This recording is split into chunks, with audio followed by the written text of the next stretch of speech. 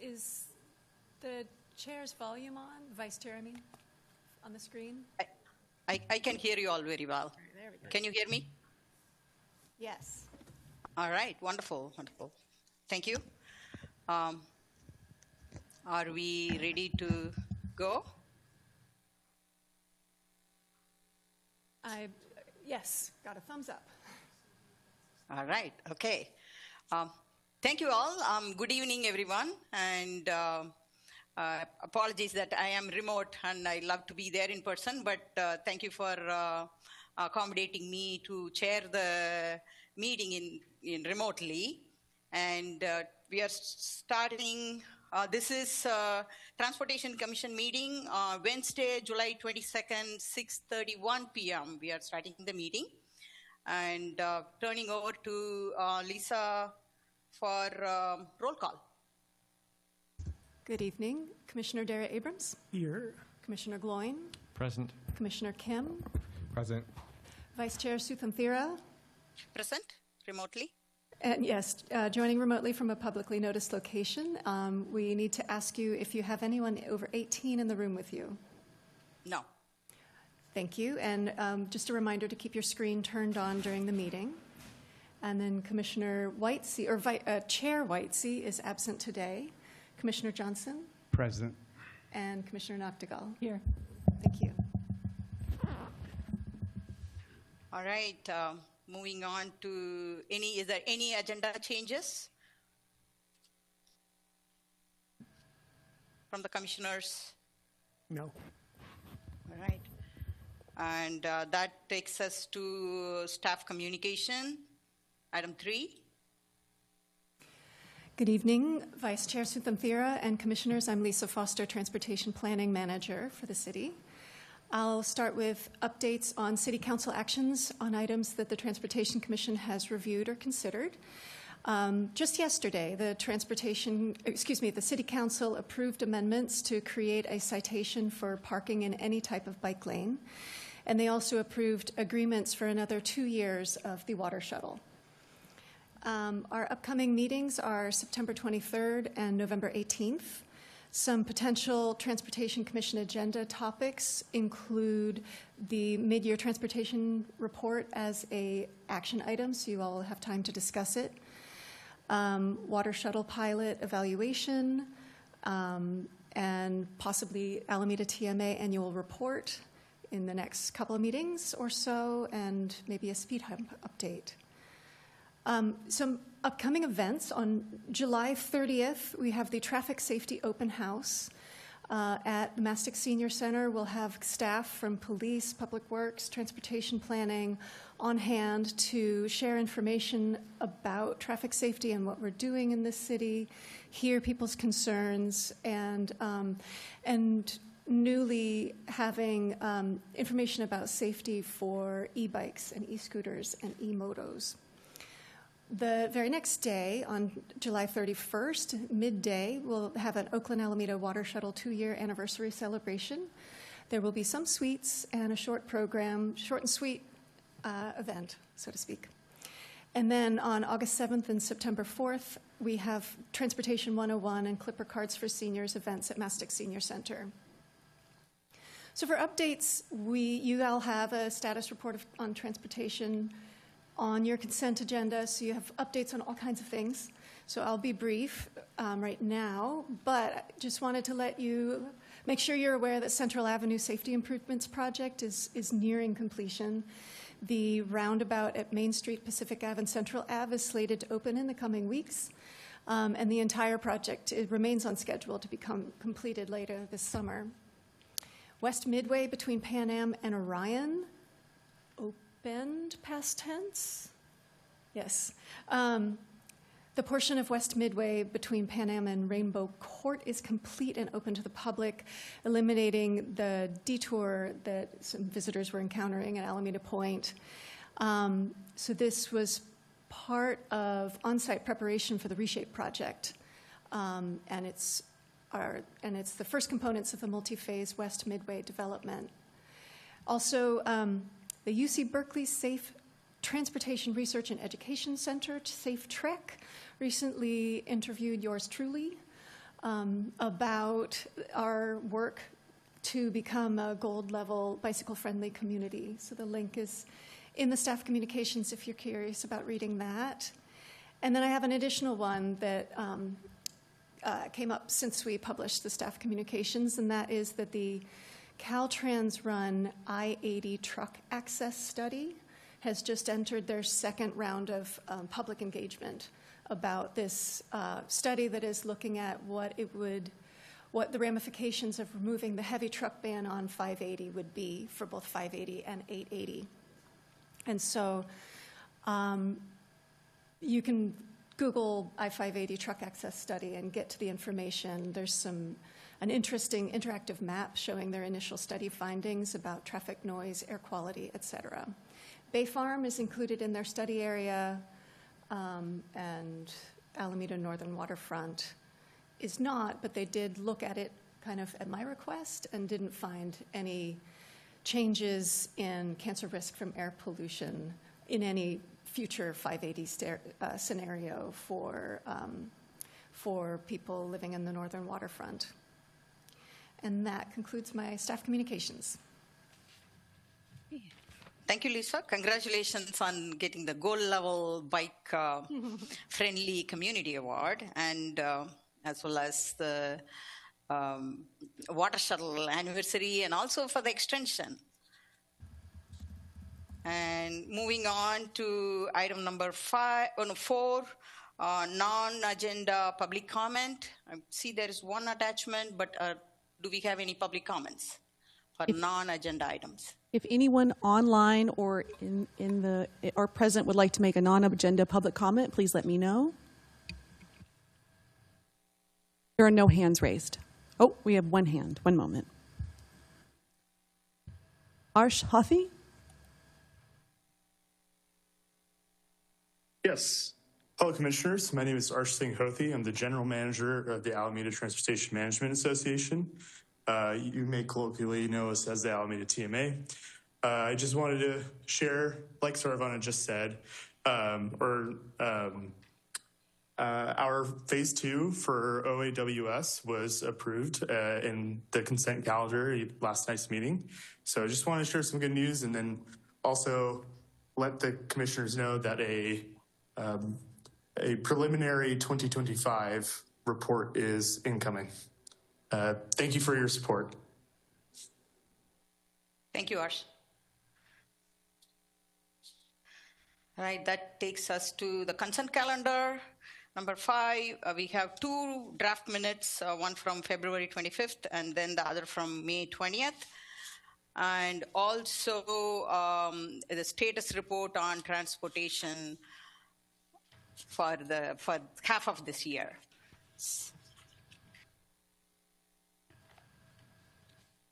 I may understand people who were absent for the meetings can't move it.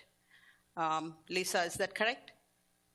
Usually people who are absent for the meeting that the minutes are from abstain. Yes. Would the chair like 2 motions to adopt? Or just yes, be just please. one. Go ahead. Sorry, Lisa, were you?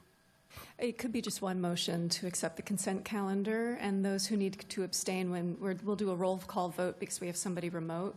And when you do your vote, you can say if you're abstaining from any of them. And just for memory, 5A, February minutes, Vice Chair Suthamthira and Commissioner Johnson were absent. 5B, May 20th minutes, Commissioners Noctegal and Gloin were absent. And before the motion, do you want to say anything about 5C, Lisa, why it's on consent and what the plan is for that? I'd be happy to. So our bylaws require you all to receive reports on our status implementing transportation plans and policies at least twice a year. So you have received your mid-year status report on transportation in this agenda, but we put it on consent because we have a very full regular agenda, and with discussions with the chair and vice chair, decided to put it on the regular agenda at the next meeting, so you'll have time to discuss and then vote to accept it. basically they're complying with the requirement, but at the same time giving us an opportunity to still discuss and vote to approve it or vote to accept that at the later point in time. So with that, I think we are open for motion. I'd be glad to make a motion to adopt the full consent calendar. Thank you. I'll second that. Commissioner Gloin, second. It did, if you couldn't hear. Okay. Okay, any abstention? I think I abstained for 5A because I wasn't there. Okay, I'll go ahead and do the roll call vote. Sorry, I paused. Yeah, yes, please. Yeah, go ahead. Commissioner Dare Abrams. Aye. Commissioner Gloin. Aye, but I was not present in May, so I'll abstain on that one. Okay. Commissioner Kim. Yes. Vice Chair Suthan-Thera. Yes, and I abstained for 5A. Okay. Commissioner Johnson. Yes, but I abstained from 5A. Is that the correct? It's going great. And Commissioner Noctegal. Yes, but I abstained for 5B. Thank you. Chair Whitesey is absent. Okay. Thank you. That takes us to regular agenda items, item 6. And we do have a heavy list of items today. And all the three items are important. And like Lisa mentioned, that heavy items here. And the item 6A, I think we have AC Transit staff here in the room. And so 6A is to review and discuss the 2026 state of AC Transit and the AC Transit contingent seat service plan. That I will request AC Transit staff to begin the presentation. Right. Put the right slide back up. And my mic's hot. Okay. Yeah, and you do have a little slide forwarder if you want to do it yourself. Should work. The presentation is on the screen seemed different. Yeah, it's not quite the right presentation. Is it one?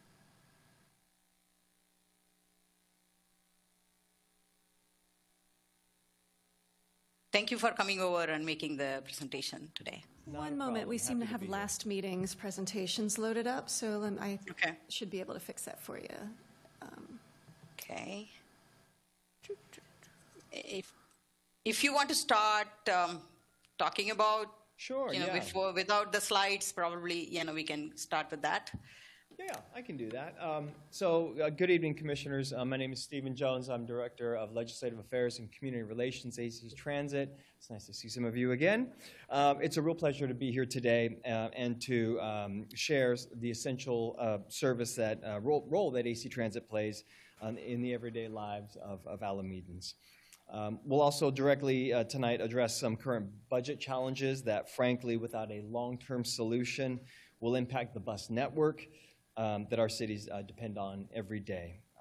But first, if I could, I'd just like to give you a quick reminder of who AC Transit is.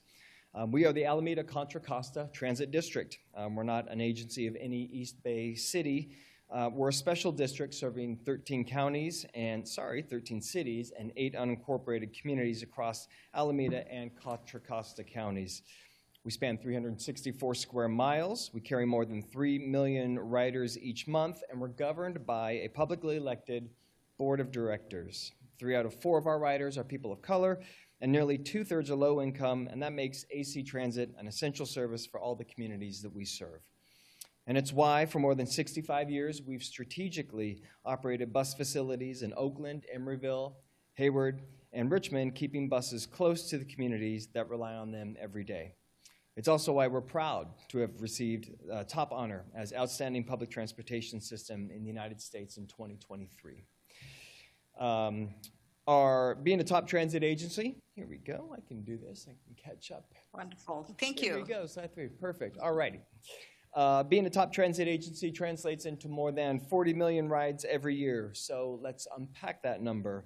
That means more than 140,000 riders board on a typical weekday, and we deliver more than 160,000 rides every weekend. Each weekday, more than 9,500 riders use our Transbay lines, which is a critical service that connects East Bay communities to jobs across the Bay. And when school returns, at least 30,000 students will depend on us to get them safely to and from class every day. Riders recognize our affordability and our value, and the numbers prove it. February, March, and April of this year delivered the first 3 straight months of year-over-year ridership growth since the pandemic. We're also a workforce-first employer. We support more than 5,100 jobs across the East Bay, and more than half of those jobs are created outside of our agency. Together, they generate over $600 million in annual wages, and they inject nearly $1 billion into the East Bay economy every year. So every bus we operate creates jobs, supports local businesses, and strengthens our communities. While fueling the East Bay economy, we're also cleaning the air. For over a quarter of a century, we've led the nation in zero-emission buses. Today, our fleet of 58 zero-emission buses are eliminating any tailpipe emissions from our streets. That leadership earned AC Transit a $40 million federal investment to launch the transit industry's first ever zero-emission bus university, or we affectionately call it ZEBU. Alongside Chabot College and the Amalgamated Transit Union Local 192, ZEBU will help our employees earn associate's degrees while preparing the clean transit workforce of tomorrow. Riders recognize our value because we're making transit more affordable, faster, and safer. Our Easy Pass program provides unlimited rides at deep discounts for participating employers, colleges, and communities. Clipper Start gives income-eligible adults half off every ride. We redesigned 104 bus lines last summer under our Realign network, cutting travel times, and AI-powered cameras mounted inside buses help keep bus lanes and bus stops clear, improving safety and reliability. I mentioned that 3 out of 4 of AC Transit riders are people of color, and nearly 2/3 are low income. So let's put those numbers into perspective. More than half earn less than $50,000 a year below the federal poverty level in one of the nation's most expensive regions. Many are already struggling to afford the essentials like housing and transportation, and that helps explain why 65% of our riders are transit dependent. So any cuts to service would not just be an inconvenience, they would upend the lives of those who most rely on AC Transit. You often hear the phrase, good stewards of public dollars. Simply put, it means making every taxpayer dollar count. We know that when fares go unpaid, the cost does not disappear, it creates a funding gap. And that's why this month we launched the multilingual Fare Required campaign, Fare Compliance campaign. And the message is simple: pay the fare, protect the bus. Also, a comprehensive state audit, found that AC Transit syncs service well with other East Bay agencies. Our collective real challenges are sustainable funding, not mismanagement. And what's more, an independent review confirmed that average annual savings of $33 million since 2020. And this commitment to making every taxpayer dollar count is why we have a top-tier credit rating. When the cost of running our buses rises faster than the revenue supporting it, the result is a fiscal cliff. And so what's behind it? Well, federal pandemic relief funding is gone. Regional sales tax revenue has flattened, and fare revenue growth has slowed. Fuel costs are up 28%. Bus maintenance parts have increased 14%, and the cost of buying new buses has surged 35%. You can see it's lopsided, and it's not sustainable. But we're not standing idle. Instead, we're taking action, and in the past fiscal year alone, we tightened our belt by $9 million. How? We're hiring only for positions that directly support service. We scaled back temporary staffing, saving roughly $2 million annually, and we brought outside professional services in-house. We're partnering with other agencies to purchase goods and services for less, and we even temporarily restructured payments to the pension plan to preserve cash. We're making every taxpayer dollar count. The dollars must count because AC Transit faces a projected $200 million deficit over the next 4 years. That translates into an annual funding gap of at least $50 million beginning in 2027. Without long-term sustainable funding, service reductions of up to 16% are unavoidable. And so would the human and so would the human impact, potential layoffs affecting as many as 300 employees. So as you see, we're facing a looming fiscal crisis, a looming service, workforce, and community crisis. But we've been thrown a lifeline, but it's not a permanent solution. It's a state bridge loan, and it's exactly that. It's a loan, not a bailout, and it must be repaid with interest. AC Transit's share is $55 million, enough to close this year's budget gap and avoid service cuts today. But next summer, the loan is gone, reserves are exhausted, and the funding challenge returns. That's why hope now rests with the Connect Bay Area, or Senate Bill 63, SB 63. That measure would ask voters in 5 Bay Area counties to approve a 14-year half-cent sales tax, or 1 cent in San Francisco. And if approved, it would generate an estimated $980 million annually for Bay Area transit. AC Transit would receive approximately $52 million each year, helping to protect existing bus service and to prevent layoffs. Without long-term funding, our bus network remains at risk. To show what that could mean for our riders and our communities, I'd like to invite my colleague from our planning team to provide a more detailed overview.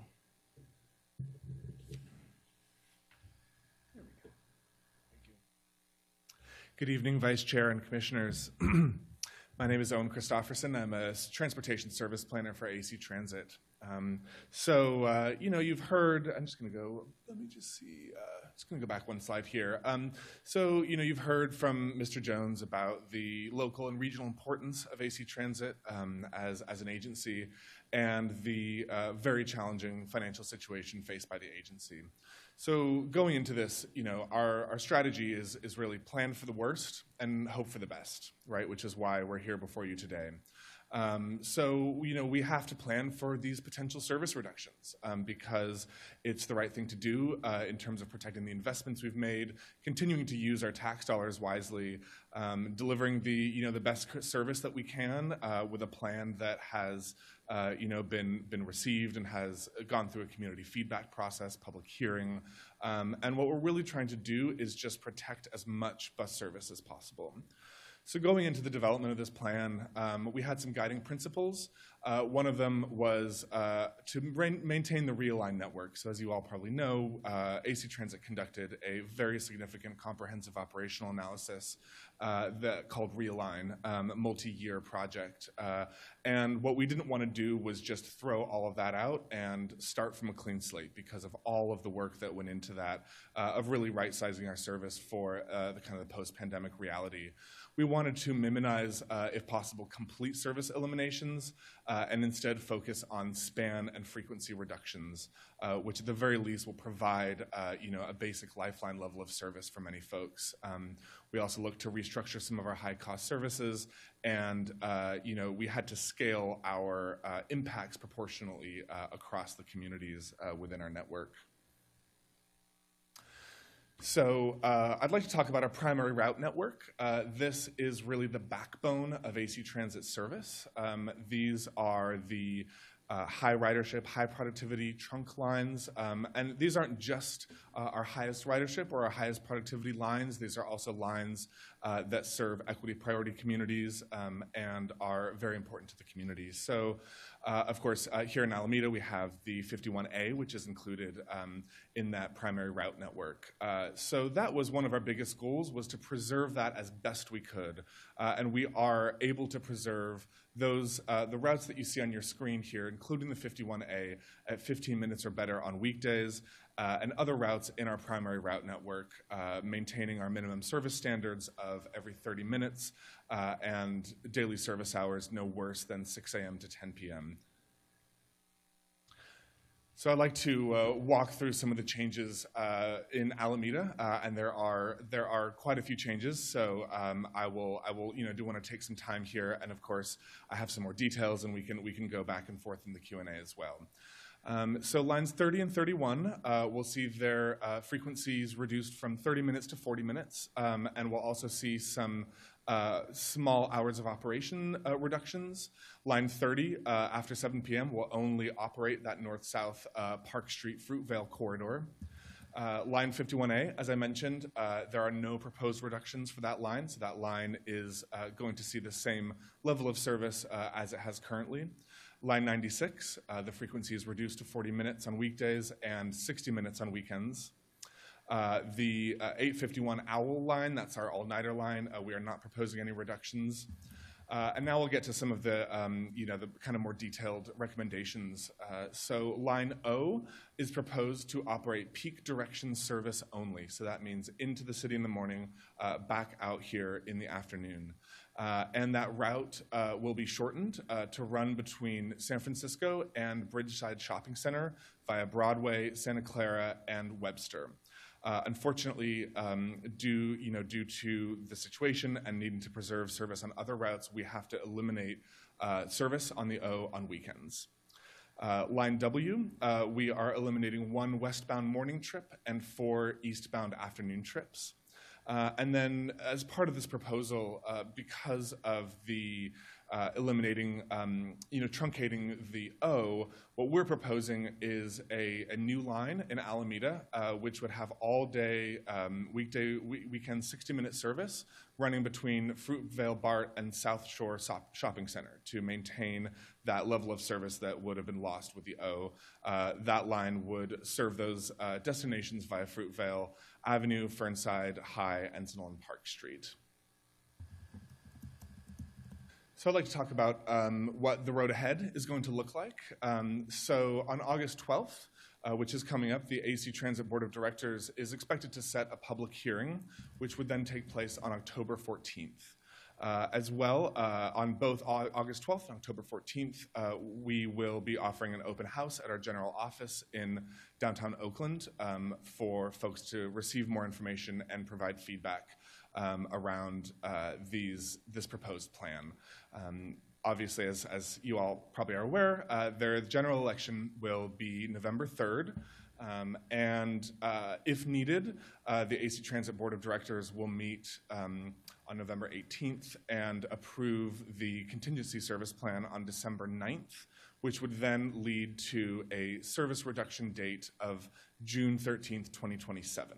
So if no new funding is secured, the service reductions would happen in June of 2027. Of course, if funding is secured, if sustainable funding is secured this fall, this plan would not move forward. The Board of Directors would not move forward with this plan, and we would operate our existing service levels. And with that, I'll invite back Mr. Jones. I know they're going to have questions. So just to wrap it up, we really want to hear from folks, from Alabamians. So here's how to engage. Folks can scan the QR code. It takes you to a survey. You can provide input and feedback there.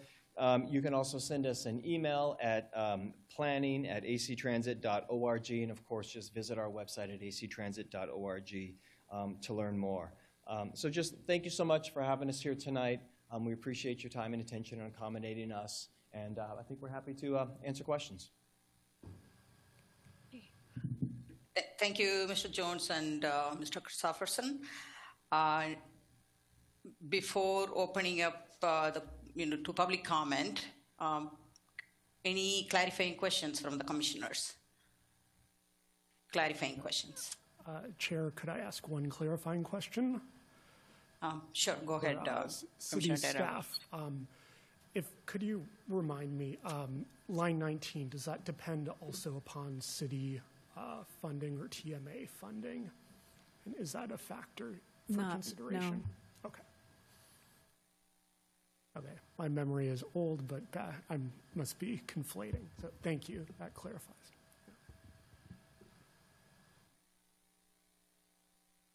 Nothing more from me, Chair. Okay. Anyone else? Other commissioners? I have one clarifying question. In the contingency plan, you mentioned potential 300 job losses. What percentage of total staff does that represent? I know there was that 5,100 number, but that's not all in-house, is it? We have roughly 2,200 total staff. Math is not my native language. About 50, it's about 15%. So if somebody wants Okay. to do the math on that, yeah. Yeah, all right, thank you. Thanks.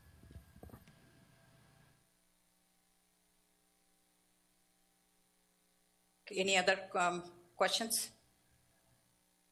People are We'll have shaking their more heads later, no. but no clarifying questions. Thank you, Chair. All right. Do we have any public comments? We have one in person and so far one on Zoom. So in person, we have Mitch Ball. Let's invite Mitch Paul.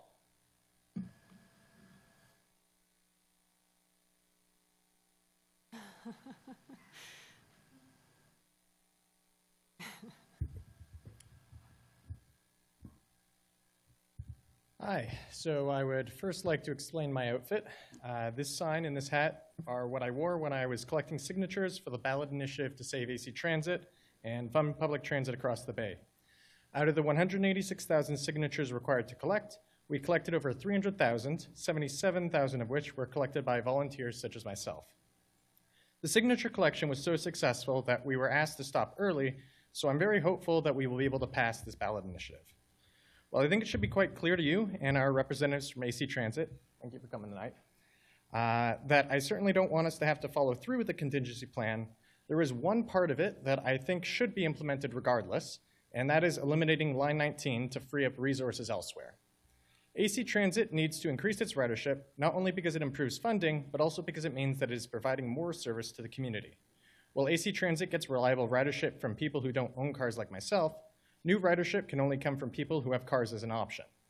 This new ridership can be obtained by competing to provide better service than cars, which AC Transit already does with many of its lines. Public transit routes that circumvent traffic congestion by rail or bus lane, offer more direct travel by water, or save time that could be wasted searching for parking in a high-density area, provide a value proposition for potential riders to leave their cars behind. The transit services that provide this to Alamedans are BART, any bus that uses the Webster bus lane, the Bay Ferries, and anything that connects you to downtown Oakland, downtown San Francisco, or our two commercial districts, Webster and Park Street. However, whenever buses come in frequently, lack transfers to other transit services like the Bay Ferries, or travel along long circuitous routes, this time saved is lost and the ridership is lost as well. Long circuitous routes are also doubly bad because they take up more resources to bring riders the same distance. So why eliminate Line 19?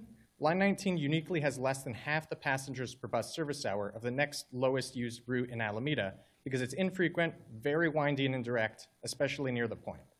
It doesn't compete with cars, but even more importantly, it doesn't compete with other buses. Its entire length along Buena Vista is only 3 blocks away from Alameda's most used bus route, the 51A. My workplace sits at a Line 19 stop, but my coworkers avoid it to wait for the 96 or walk to a different bus stop. Instead, I would like to suggest that in place of Line 19, Line 30 gets extended from Webster along Lincoln to the point where it can offer connections to both the Seaplane and Main Street ferry terminals, and then cover Alameda Landing and Marina Village before heading into the tube. This would additionally allow Line 96 to become more direct by getting rid of the needless loop around Alameda Landing and use Ralph Epizzado rather than Lincoln to get to the point more directly. This, of course, is only a suggestion, but any change to make buses more frequent and direct, including eliminating seldom used lines, is something AC Transit should be pursuing to improve service and recover additional revenue. Thank you. Thank you for the comment. Next, we have Suzanne Deers.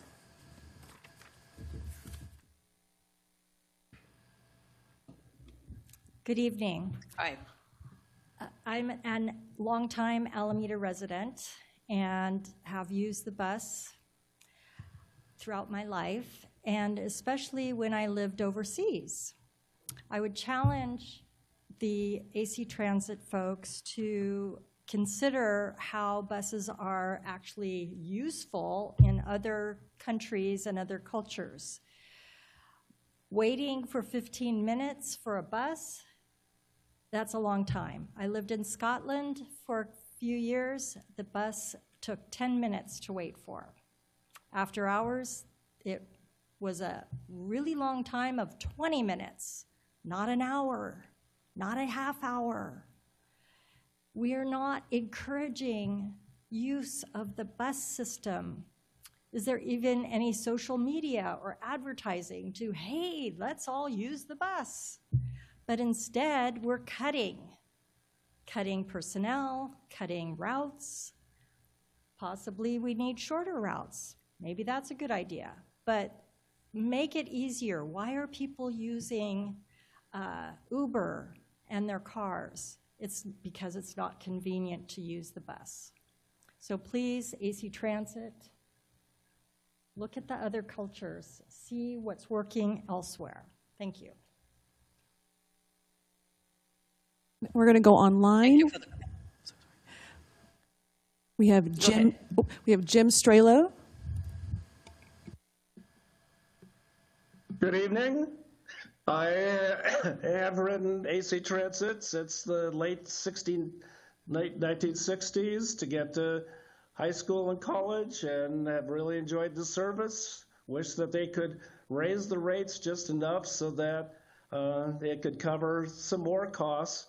But also, as I ride it, I see how many times the driver just says, come on in, don't pay type of thing. So a lot of riders are getting used to drivers that are not collecting. I know that's not a big deal, but it's all part of the situation. I live in the East End, rely on the O quite a bit. So having that new line operating 24 hours, because you didn't mention that it was not 24 hours, going on the East End loop, should be able to handle those that need the bus service. Now, the other part of this discussion is simply I joined in at 7 o'clock because Zoom no longer works on certain Chrome laptops. Took me a long time. And then when I tried to log in using my smartphone, it needed a password. And of course, I didn't have a password. So the people who are designing the logins for getting onto Zoom, they need to realize that now you're omitting a certain population. I might have to buy a new Chromebook just to get Zoom, because you say you always need the latest and greatest version of Zoom to connect up. But why did my Android need a password that, of course, you didn't provide? So then I'm logging in on my Windows 11 machine to get in. But I'm just letting you know that there are a certain population that may have difficulty connecting to this meeting. Thank you. Thank you, Jim. Next, any more comment? We have two more speakers online. Next, we have Leo Esclamado. Hi, Leo. Hi, can you hear me? Yes. Hi, good evening, members of the Transportation Commission. My name is Leo. I'm a Marina Shores resident and live off Clement. I used to take the Line 19 pretty often when I first moved to Alameda, but then it just got really infrequent. I mean, it was the most convenient, really, for me, especially to go to like downtown Oakland and do a couple business meetings there. But then eventually, line gets less frequent, and then it really expanded to the east. So I wasn't privy to like why the changes happened, but there's like mixed messages here. It's like, one, like we just opened up a new stop, right? The J Street in Buena Vista. So it's like, oh, maybe that's a signal to the new Star Harbor neighbors, right, of the usage there. So I'd just be curious of like, how is the city coordinating for the added growth, right? There's incoming housing developments, right, that's going to be online in Clement, and like, I don't know how filled or the usage is from Star Harbor. So I really hope that there's just added looks, to the ridership, and there's just added foresight to, the additional transit options that will be available for the incoming like workforce and communities coming in. So I really just, one, I do hope the ballot measure passes, but I do hope there's additional consideration to really how are we going to be managing the growth and that need for public transit. Thank you. Thank you for your comment. And last, we have Kim Kettle. Hi, Kim. Hi, it's Kim Cagle and Benjamin Grass. We are residents here in Alameda, and I wanted to have a couple of comments regarding the Line 19. First of all, I think that there are a lot of additional, to the previous citizens' comments, that there's going to be a lot of additional housing that's built along the Line 19, certainly within walking distance, and I'm hoping that AC Transit and the city can take that into consideration. So what percentage of those folks may use the public transportation resources of that line. So thanks for hearing that. Also, as the previous citizen mentioned, there were some parking spaces that were recently removed to accommodate the Line 19 bus stops at J Street and Buena Vista, near J Street and Entrance Drive. If it does end up that the Line 19 is eliminated, parking is short in our neighborhood and throughout along Buena Vista, I would hope the city would be able to take advantage to reestablish those parking spaces for where those bus stops were. Thank you for hearing me in my comment. Thank you. We do have, item 6C related to Clement Avenue and the truck lane and parking spaces. Just want to remind the folks out there. And do we have more comments on this? We have no more public speakers. All right, okay. And now turning over to the commissioners. Who wants to go first? I'll go first. Question for Steve. You know, I'm a big AC Transit supporter. I ride AC Transit every day. I actually remember when the Line 51 was one big long line and we had to divide it up into 51A, 51B. I am very observant when I get on the coaches, and I realize that the operators have to make a decision when someone who doesn't want to pay. You know, it's usually a school-age kid, or it's someone who is really struggling, and so instead of trying to convince them to pay, they let them get on free so that they can keep the buses moving. Because the 51A is a very, very busy line. A lot of wheelchairs, elderly people. It has to snake through Chinatown, and it runs pretty regularly. And I would imagine, Steve, that is probably one of the most frequently used lines that you guys have. Yeah, it's definitely one of our higher ridership lines. Yeah, so I just want to kind of defend the district a little bit. Those are my people. Steve, my one question, you might have answered this at other platforms before, but can you help me again? I know that Measure BB had passed a long time ago, and it's supposed to like sunset in 2045. So can you kind of talk about how the Measure BB funds are used in terms of if the SB 63 is passed, in terms of how Measure BB, as you guys use Measure BB funds now, versus how SB 63 funds will be used and how they sort of work together to help you guys out? Yeah, to a certain extent, although just, I'll say that the SB 63 dollars are really geared primarily towards our operations and just keeping us like operating on a basic level. I think Measure BB offers some support, not the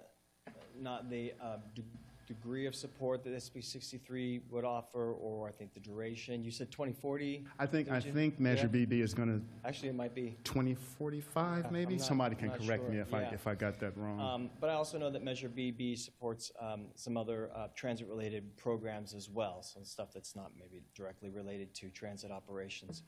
I'll be candid, I'm not entirely conversant and so I don't want to misspeak, but I'm more than happy to go back to our team and make sure that I get you a detailed answer that I think speaks to that great question.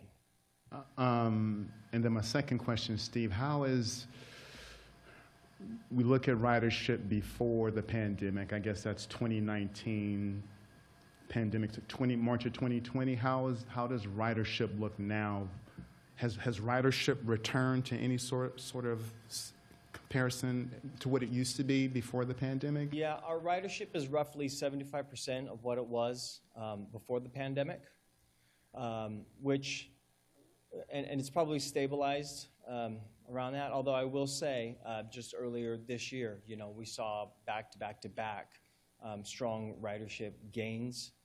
I think in June, I don't actually know if you recall off the top of your head, but June we actually saw, I think, a 5% jump in ridership as well. So the demand is there, and certainly the need is there. So we're seeing, again, you know, the 40 million rides a year.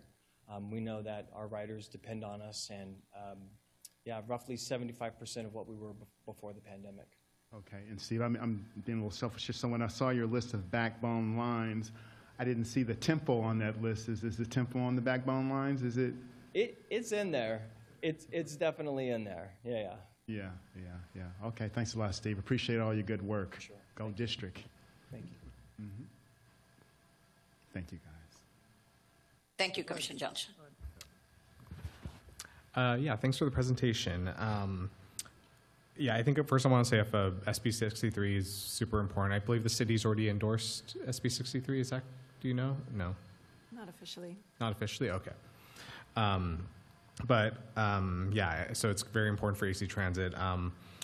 Want to note that I think counter to what Commissioner Johnson said, I've actually been seeing more fare compliance on 51A recently, especially getting off at Fruitvale, boarding. They've been not letting people board without fare. So I have been seeing a lot more of that, which I think is really going to your points of kind of compliance and strengthening kind of public support for AC Transit and things like that. I think one of the questions I had was, you mentioned that if the ballot measure does pass, there would be no service reductions in June 2027. I was curious, though,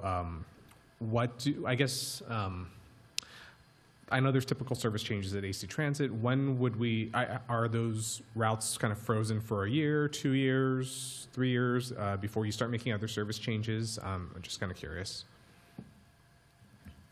Yeah, good question.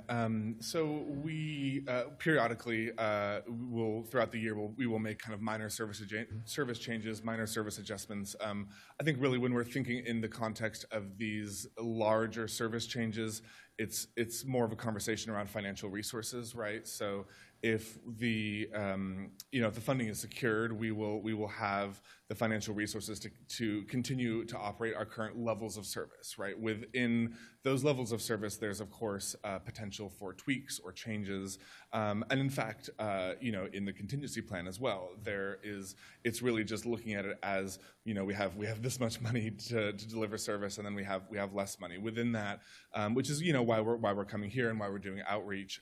We are of course open to changes to the plan, or as I said, if funding is secured, to changes. We just can't commit to, even if the funding is secured, we can't commit to offering a higher level of service than we operate currently. Mm-hmm. But so I guess then, does that mean are there still potential cuts on the table if SB 63 does pass in November, or? No. No. Okay. Yeah. Great. Thank you. Thank you, Commissioner Kim. Go ahead, I'll follow. Okay, thank you. I have a question about the potential service cuts that you mentioned, and particularly concerning the lines. I don't know if we're able to pull up that slide, possibly. But I noticed there was, we had line 19 would be eliminated, and line 96 would be reduced. I think my question is, I see that you're potentially adding a line on the east end to make up for the reduction in line O. So what I'm interpreting here is severe cuts on the west end, where some of our equity priority communities are, but very little cuts on the East End. And I'm just wondering if there's a reasoning around that in terms of rider numbers, or why were those decisions made? Yeah, as kind of previously mentioned, the ridership and the productivity on Line 19 is, I think it's the lowest or among the lowest out of all of our routes. And you know, I will also say that this plan, when the board of directors will consider the plan in August, there will be a full Title VI disparate impact equity analysis that will be conducted irrespective of whatever's happening at the federal level with Title VI. So we will have that, and we will have that kind of that information to make sure that we are not kind of going about this plan in a way that does result in disparate impacts. But really, it was just a matter of, again, trying to preserve kind of within those bounds the most amount of riders and the most amount of ridership, and the cuts that we had to do on the cuts that are proposed rather on the O, you know, it does leave quite a gap, and it just really seemed like with the ridership patterns that we see, with what we had to do around the kind of the evolution of this trans-based service for this kind of post-pandemic reality, it seemed really important to have that new line there. And as mentioned, you know, there are lines such as the 51A that are still somewhat accessible in the West End. Yes. Okay. Thank you. No, I can understand the logic with the Line 19. I know that ridership is low. It does also have that kind of circuitous route, which is a little bit odd. But as I say, I'm looking at this and thinking that in combination with the reductions on the 96, that feels like quite a severe cut, as I say, at least on the West End. But thank you for the answers. Again, I will say that this plan is not set in stone at this current moment. This is why we're doing this outreach, and you know, we are open to making these types of changes. As I said, the extra, right, whatever we want to add back in, something else correspondingly will have to come out. So whether that's a reduction on the 51A or a reduction on, you know, further reduction to 60 minutes, say on the 30 or 31, it's just this very challenging kind of financial game at this moment. Yeah. Okay. Thank you. I have one or two other questions which might suit Mr. Jones slightly better. You mentioned a $33 million saving. I forget which slide it was. It was a couple of slides earlier, I think. And I was wondering if you would be able to give us any more color on how that saving was accomplished. I think it was maybe a couple of slides later, I think. So. Maybe there, yeah. SB 63, bottom left. Oh, the efficiency review. Yeah. What are we on? Slide 8. There is a $9 million in savings delivered in FY26. That's on 10. Correct, on line 10. That's correct.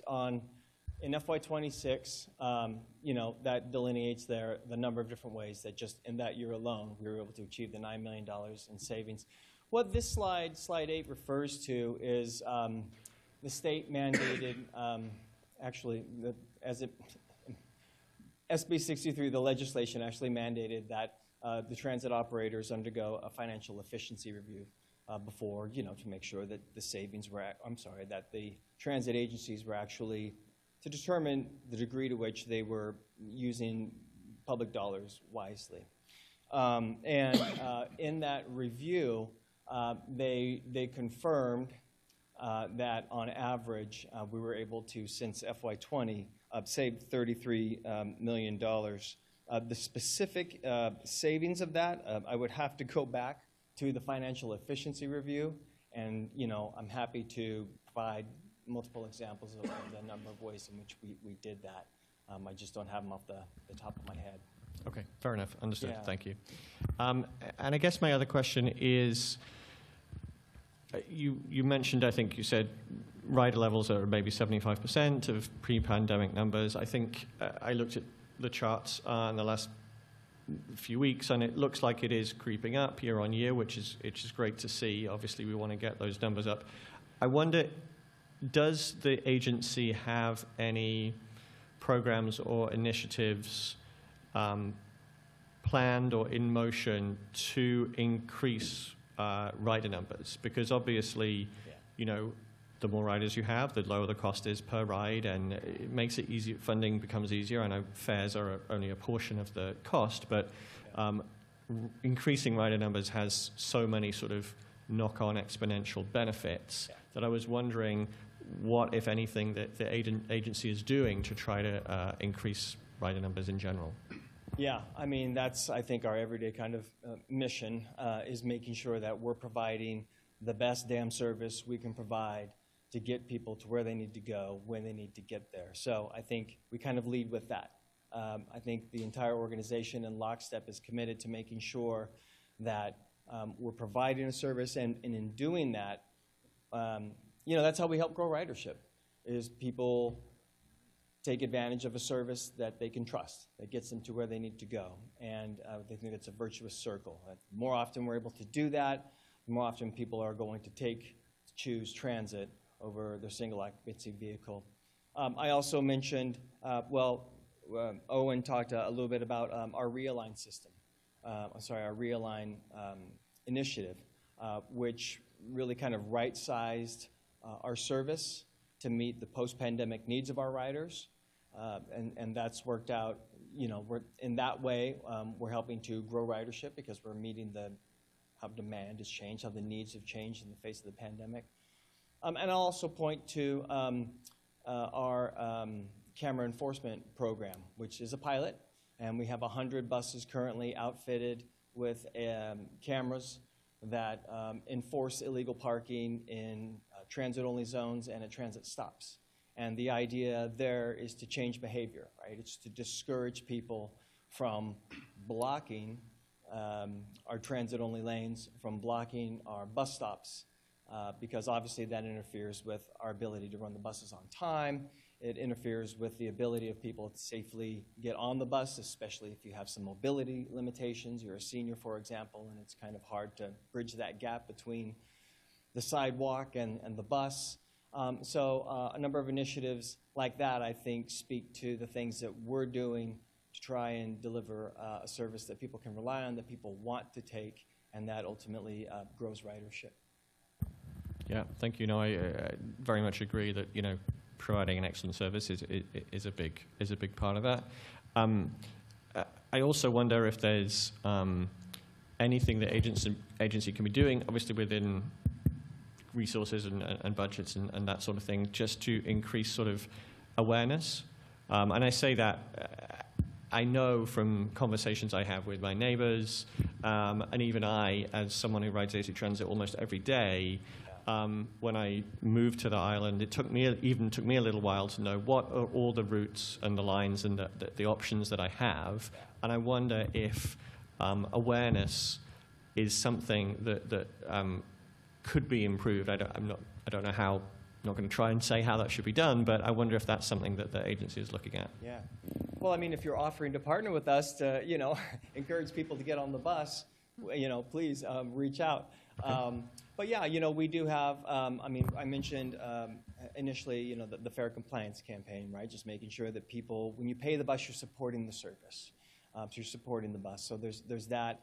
We are out at community events and festivals. It's summer season, so I think almost every weekend we are out in the community, reaching potentially new riders, certainly our current riders who have questions about our service, and helping to make our service more accessible, more attractive to them.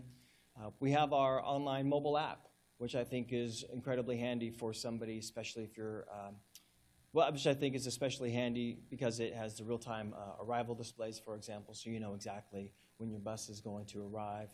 And then, you know, we partner with a lot of different organizations as well. Coming up next month, we and BART are partnering to have a transit night at the Oakland Ballers. in Oakland. And we think that that's kind of a fun way, and just one example of the ways in which we reach out to community organizations, we partner with them to elevate the profile and the value of transit in the community. I will tell you, last year, 2025, was our 65th anniversary. And in addition to a number of different things we did to kind of promote that, is we wrapped one of our existing buses in an old school wrap. So it looks like a bus from, like, I don't know, the 70s across, rolling through the streets. And it's a simple thing, but it's also something that really connects with a lot of people because, I remember the caller who mentioned they've been taking AC Transit since, the 60s to school, and people see that bus and they know that, like, they took Aunt Clara, to get them from school and back. And it's just a way to, one of the many ways that we're, always trying to connect with the community to underscore, what a vital resource we are for people. Makes sense. Well, thank you very much, and thank you for the presentation as well. Sure, thanks. Thank you. Is it Commissioner Darren Abrams?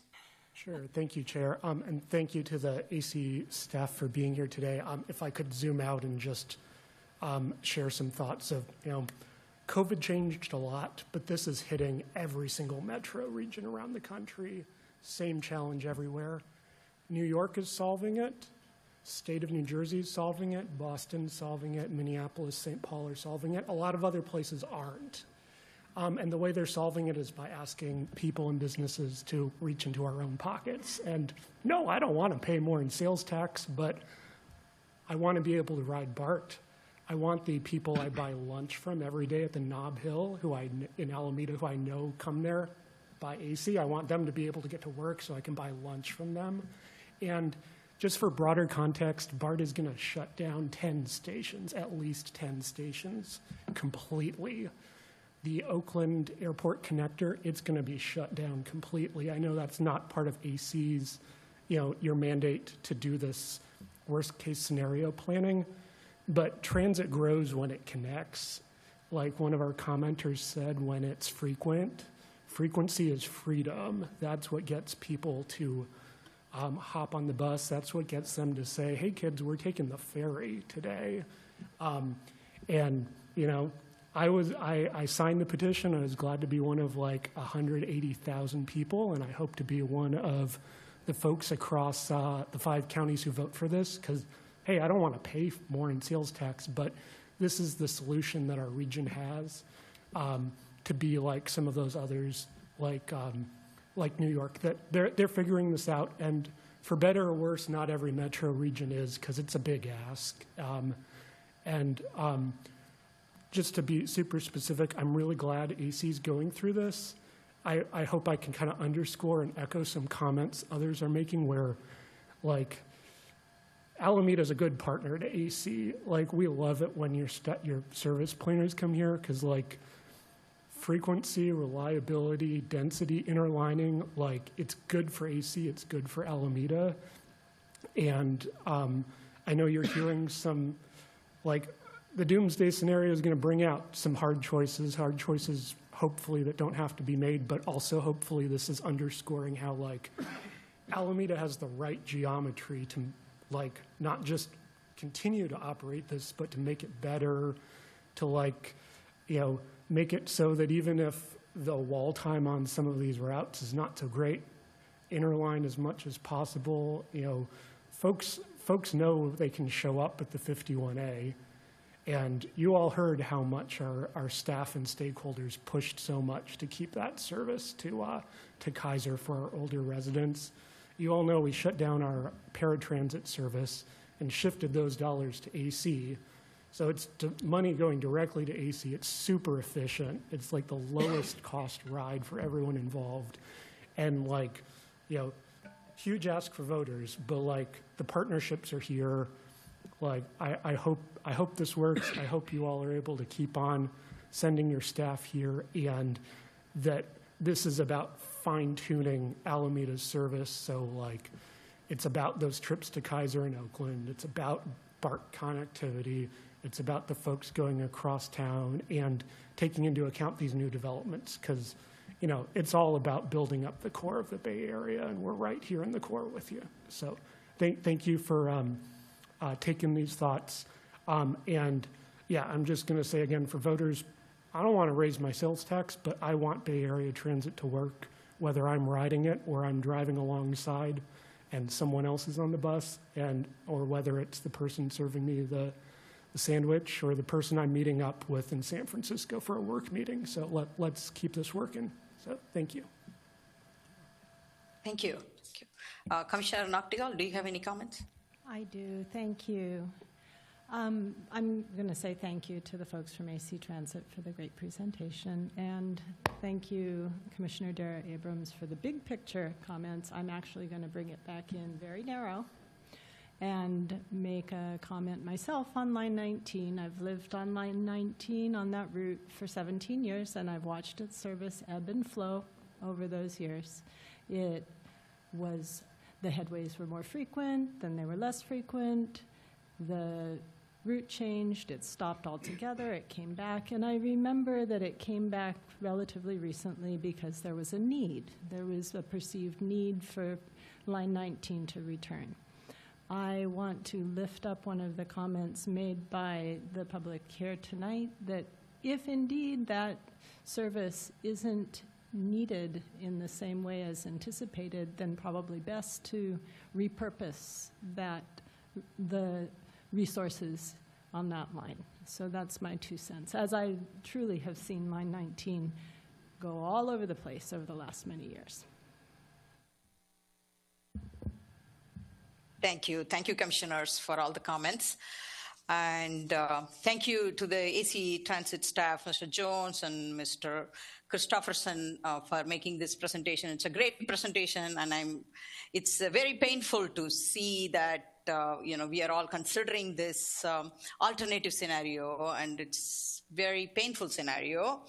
But needlessly, I can also see why we are doing it, so that it sends a message, and also you are prepared for the worst case scenario.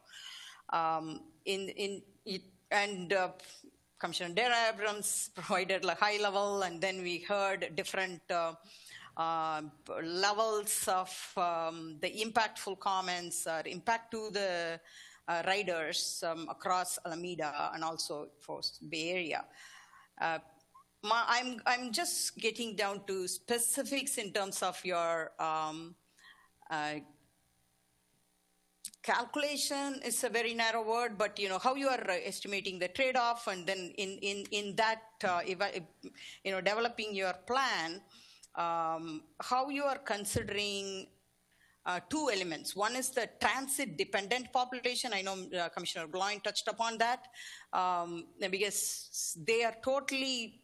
We need to consider them, and there are so many metrics out there, or so many ways, like MTC's equity priority communities, and there are many ways you can analyze them and then identify how they're and what level of or who you are serving and who are your transit dependent population, and then are they still in your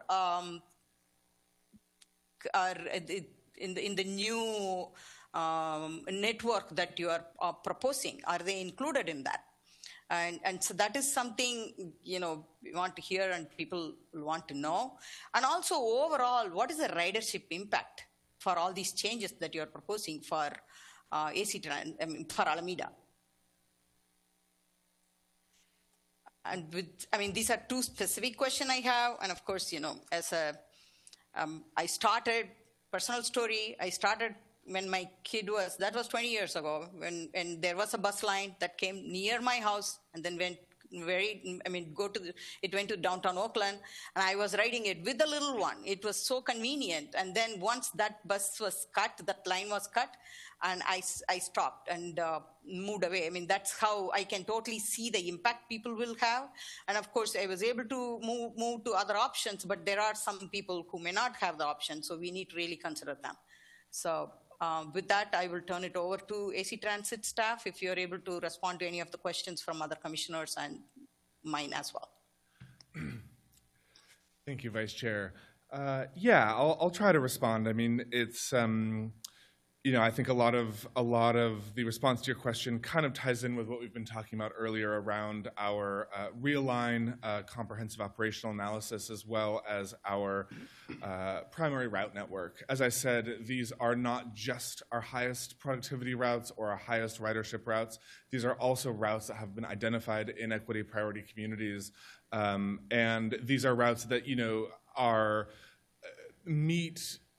both meet these kind of performance standards in terms of metrics like passengers per revenue hour and the things that we look at when we look for a productive route, but also serve incredibly important, populations, whether that's equity priority communities, other folks that don't have access to a car.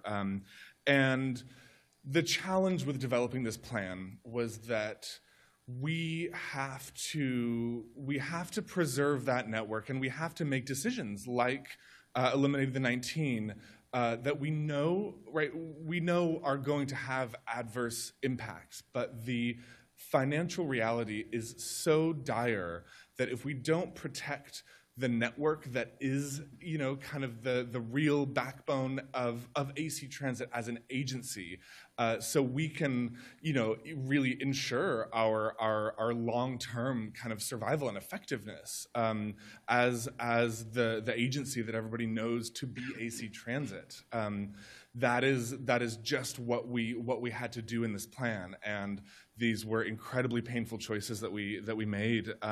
We know that there will be a reduction in ridership, and in performing the cost analyses of this plan, we are planning for a reduction in ridership and a reduction in overall fare revenue. And another point that I wanted to make regarding some of these finer points around connections and all of this. The BART situation was mentioned. This is going to be, if this funding is not secured this fall, this will be an unprecedented and a very challenging time across Bay Area Transit. This plan, per our kind of existing timelines, right? As I said, we will be implementing this in June, and to kind of one of the other points around, what does this look like in terms of what else we can do? This is unknown territory. So the planning is not necessarily just all said and done when you come out with those June changes, because we know for a fact with what we're hearing about what's going to happen with BART, what we're hearing about what's going to happen with other agencies, we are probably going to have to make changes where we may have to fill certain areas that are just being completely left out. And it's because of how unprecedented, because of the level of service reductions, which really hasn't been seen in the region. We just can't tell. We can't read that into the future. So that, again, that's why and I also want to say, we really appreciate working with Alameda staff, commissions. I will also say, our ridership in Alameda consistently outperforms the system as a whole. You should be very happy about that.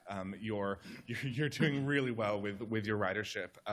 Those new 30, 31, those redesigned lines are seeing double-digit increases year over year in ridership. So I think that speaks to the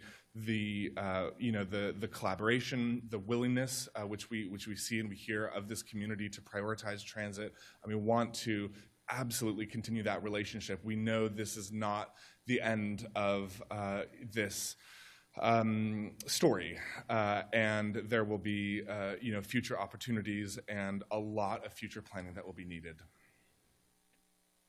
Thank you, Tim.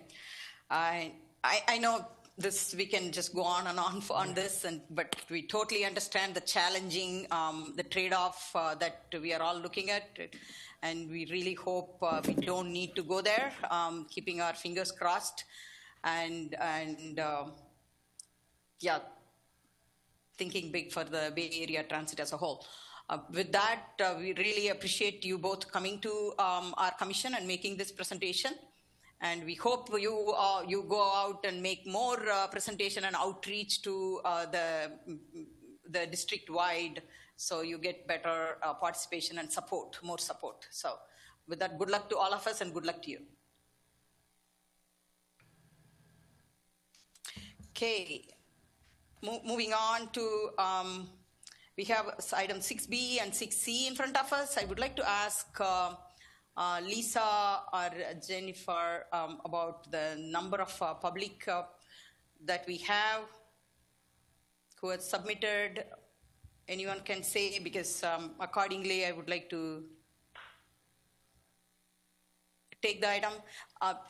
Lisa, probably I should just ask you, is it possible, or like if we have more number of public for one item, or I mean 6C here, is it possible to take it out of order, or we have passed that? We have to just go with the sequence. Yeah, normally as we in the would. agenda.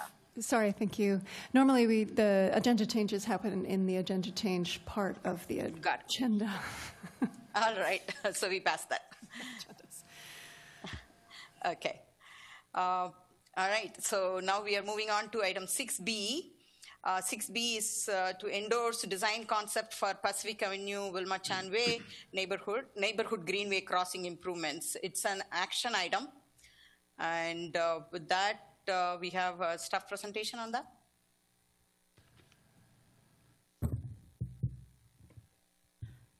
Good evening, Vice Chair Sutan Tira and Commissioners. My name is Susie Hufstadter, Senior Transportation Coordinator.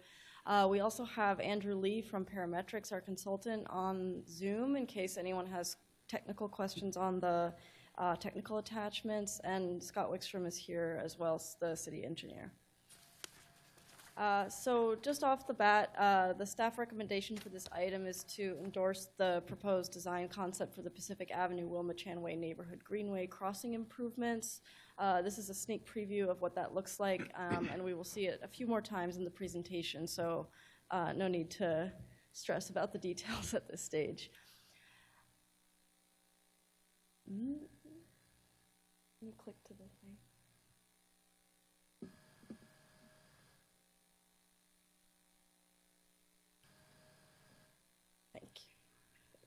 Okay, I'm going to have to ask you to advance them, I guess. So the project location is at Pacific Avenue at the crossing of Wilma Chan Way. This is a neighborhood greenway that's kind of the very beginning of the phase 2 stage of this project. As part of the community engagement, we also discussed the 8th Street and Pacific Avenue segments shown in the darker purple in this graphic. The outcome of that engagement is going to be on the Neighborhood Greenways website and will be discussed with this group in the future. And tonight we're going to focus on just the Wilma Chan Way crossing. Next slide, please.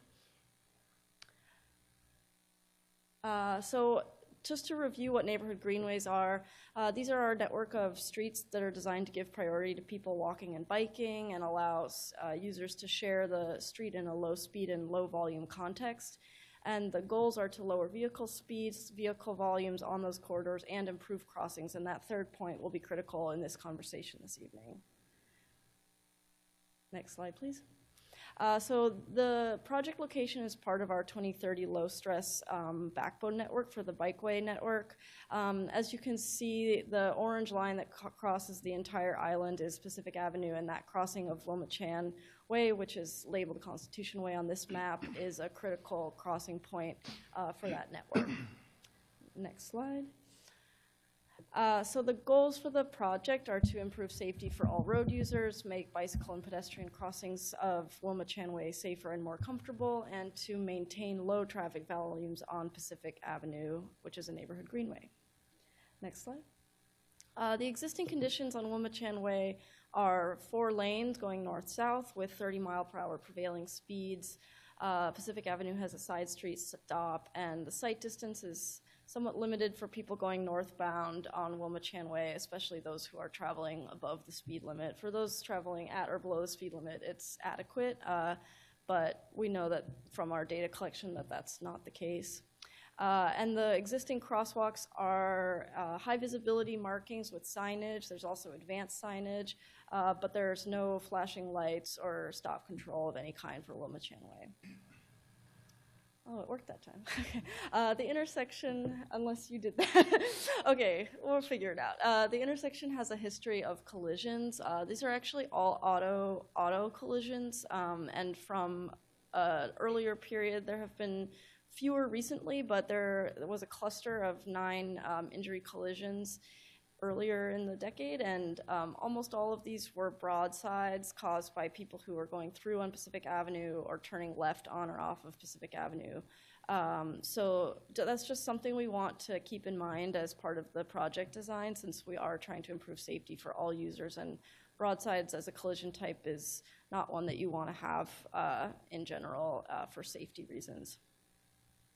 So as we went through the community engagement, the intersection design alternatives really focused on 3 key components of the design, and then we're trying to figure out what people's priorities are for these and how we can put them together in the safest and best option for the community. So those are the vehicle turn restriction options, traffic control, and bikeway alignment.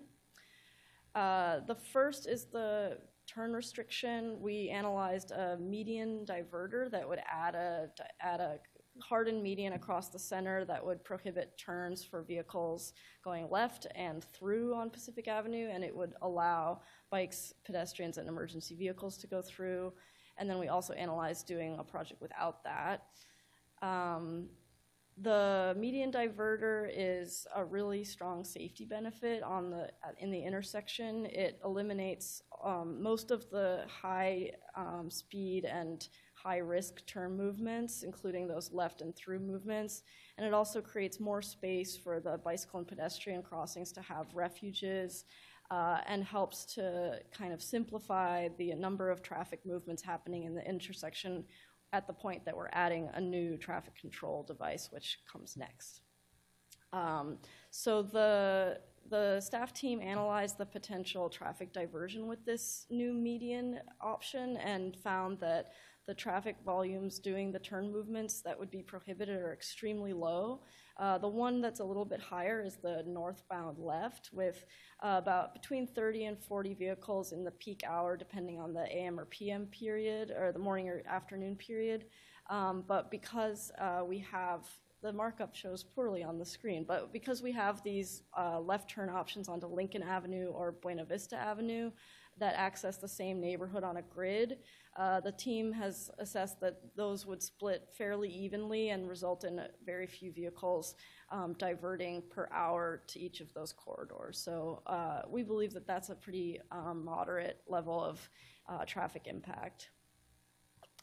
So the staff recommendation during the outreach process was to include the median, and as we'll see in a moment, this is important for how we decide about the other components of the design, but because of these benefits, we did go into the community outreach with that recommendation that helped to kind of drive the other components of the design. So the traffic control options that we presented and analyzed were a pedestrian hybrid beacon or a traffic signal. These were presented much more neutrally during the engagement process than the median was. And I have a little checkbox there to kind of have a look ahead that the traffic signal is recommended. But these were the 2 alternatives presented.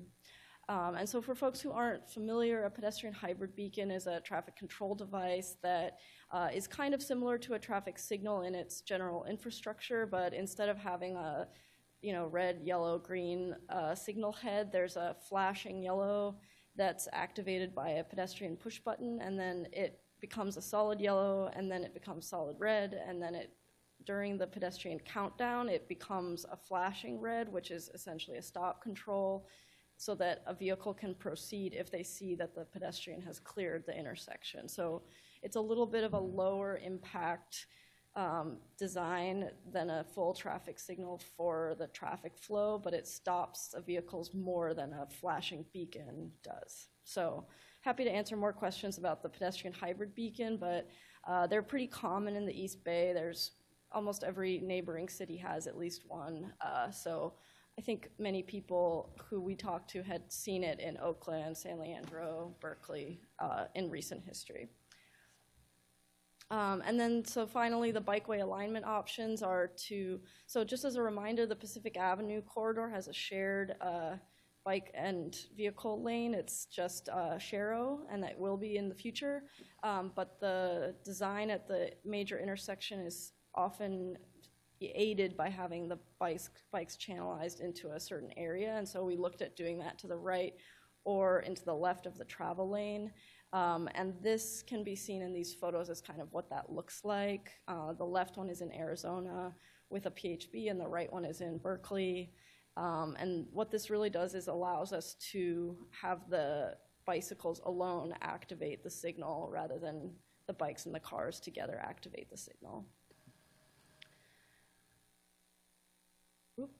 So just before we go into the concept itself, I just want to clarify that the three features we discussed can be theoretically mixed and matched, all in different kinds of combinations, but some of them are less feasible technically, and some of them have potential drawbacks. So for example, if we did a traffic signal with no median, that could potentially encourage a lot more through traffic on Pacific Avenue, because that's essentially creating a new signalized crossing for cars too. So that's the kind of thing that we need to think about when we're mixing these features together. And so when we did the community outreach, we were kind of saying, hey, this is one option where we think that this can meet all the project goals. So the diverter is reducing conflicts and keeping traffic volumes low on Pacific Avenue. The traffic signal provides a full stop on Wilma Chan Way so that people walking and biking can cross. And the bikeway on the left side allows a separate space for bicyclists to activate the signal while having right-turning vehicle separate from them, essentially not crossing over. So that's the way that we laid it out.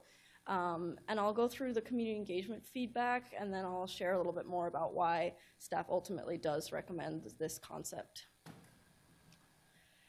So we had a community workshop in late May with a good attendance of about just under 30 people. We did an online survey with 122 responses that ran for about a month. And I also met with the grocery outlet proprietor, and we had a lot of internal stakeholder meetings with the fire department, things like that.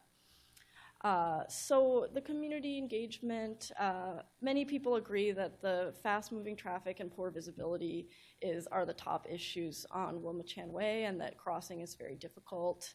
A few people were worried about how difficult it is to drive, but mostly the context had more to do with the bicycle and pedestrian access and visibility. When we presented the median option, about half of the people are just pro, and then this green chunk you see, 16%, a lot of folks were saying this looks good, but it's not enough. We'd like to see other types of interventions on the corridor. So for us as a staff team and the way that we usually see feedback, this is pretty strong in terms of the positive response.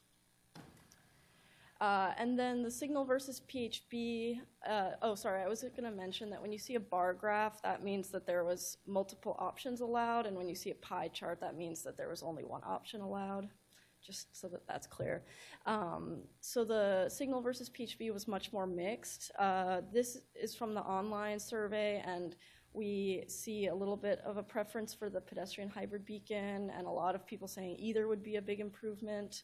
At the community meeting, there was really strong conversation, kind of more in favor of signal. So that was kind of a mixed opinion, basically. And then for people who bike or would like to bike, the views on the position of the bike lane was totally mixed as well. And many people were kind of picking up on the connection with the traffic control device and saying that if it were a signal, they'd prefer it on the left, and if it were a PHB, they'd prefer it on the right. So that's, from a technical standpoint, that's also how we would make that decision. And then looking at the overall concept, I was personally actually kind of blown away by this, because we don't usually see more than half of people just saying, yeah, that looks good, so because sometimes stuff like this can be, just everybody has a different take, but we had a lot of positive reaction to this design concept, and we had some really interesting commentary from folks, but the 57% support was to us a pretty strong endorsement from our engagement process. Some of the specific comments that we discussed with community members, we had various conversations related to traffic diversion, both related to where people might drive differently because of the median, and also where people might turn or drive differently because of having a signal stop control. So some folks on Pacific Avenue concerned about people turning onto their street to avoid the signal. Some people worried about congestion at Buena Vista. And these are all things that from a technical standpoint, we think is a pretty low risk for those diversions, but we still would monitor them closely in the post-project condition to make adjustments to the signal timing as needed to help address those. Some folks, actually quite a few commenters, are interested in what we can do on the Wilma-Chan corridor as a whole for traffic calming purposes and speed management. During the next phase, which is design, we'll look at what we can do in the approaches to this intersection, and then that may piggyback into a larger discussion about the whole corridor, but this project scope is just the intersection. And then a lot of people are very concerned about the visibility of any new features for folks driving northbound on Wilma-Chan Way. So our technical engineering team is looking at that closely, and we'll have the adequate signage and mast arm length and all of that to make sure that people can see. So yeah, just to kind of go back to the recommendation and why we're recommending the signal and not the PHB. Given what a mixed opinion that was from the community, one thing that we've talked about a lot from the technical standpoint is that the flashing hand for the pedestrian signal and the flashing red that coincides at the end of the cycle. This is a little bit technical, so if folks have not encountered a PHB in the wild, we can always revisit this during Q&A, but that's the part of the signal design where there's more user judgment involved. So a vehicle has to look and decide whether there's a pedestrian still clearing, and they have to make the judgment of whether to treat that as a stop control or how long to stop and all of that. And this is a bike route also. And so we know that bike riders are moving faster than pedestrians, and because there would only then be a pedestrian hand and not also another type of signal head, then we might see bike riders coming in that countdown.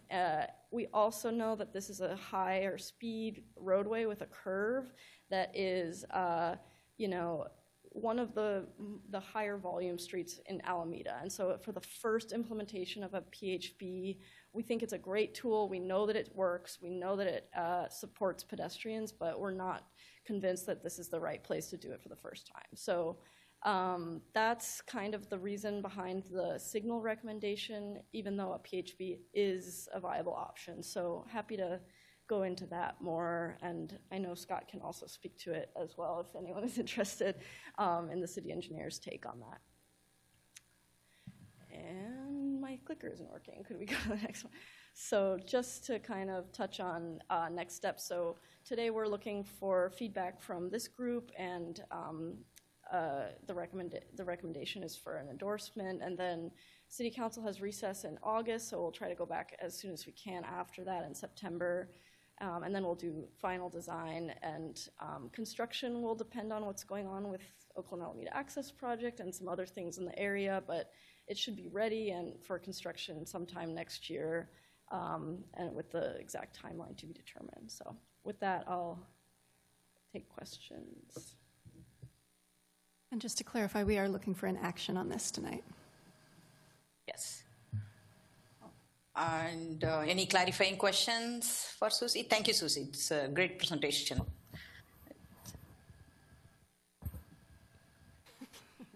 All right. Commissioner Noctegal would like to, through the chair. All right. I do have a clarifying question. Thank you. I understand that we are looking tonight, the scope is this one intersection. However, I have a clarifying question about traffic signal versus PHB.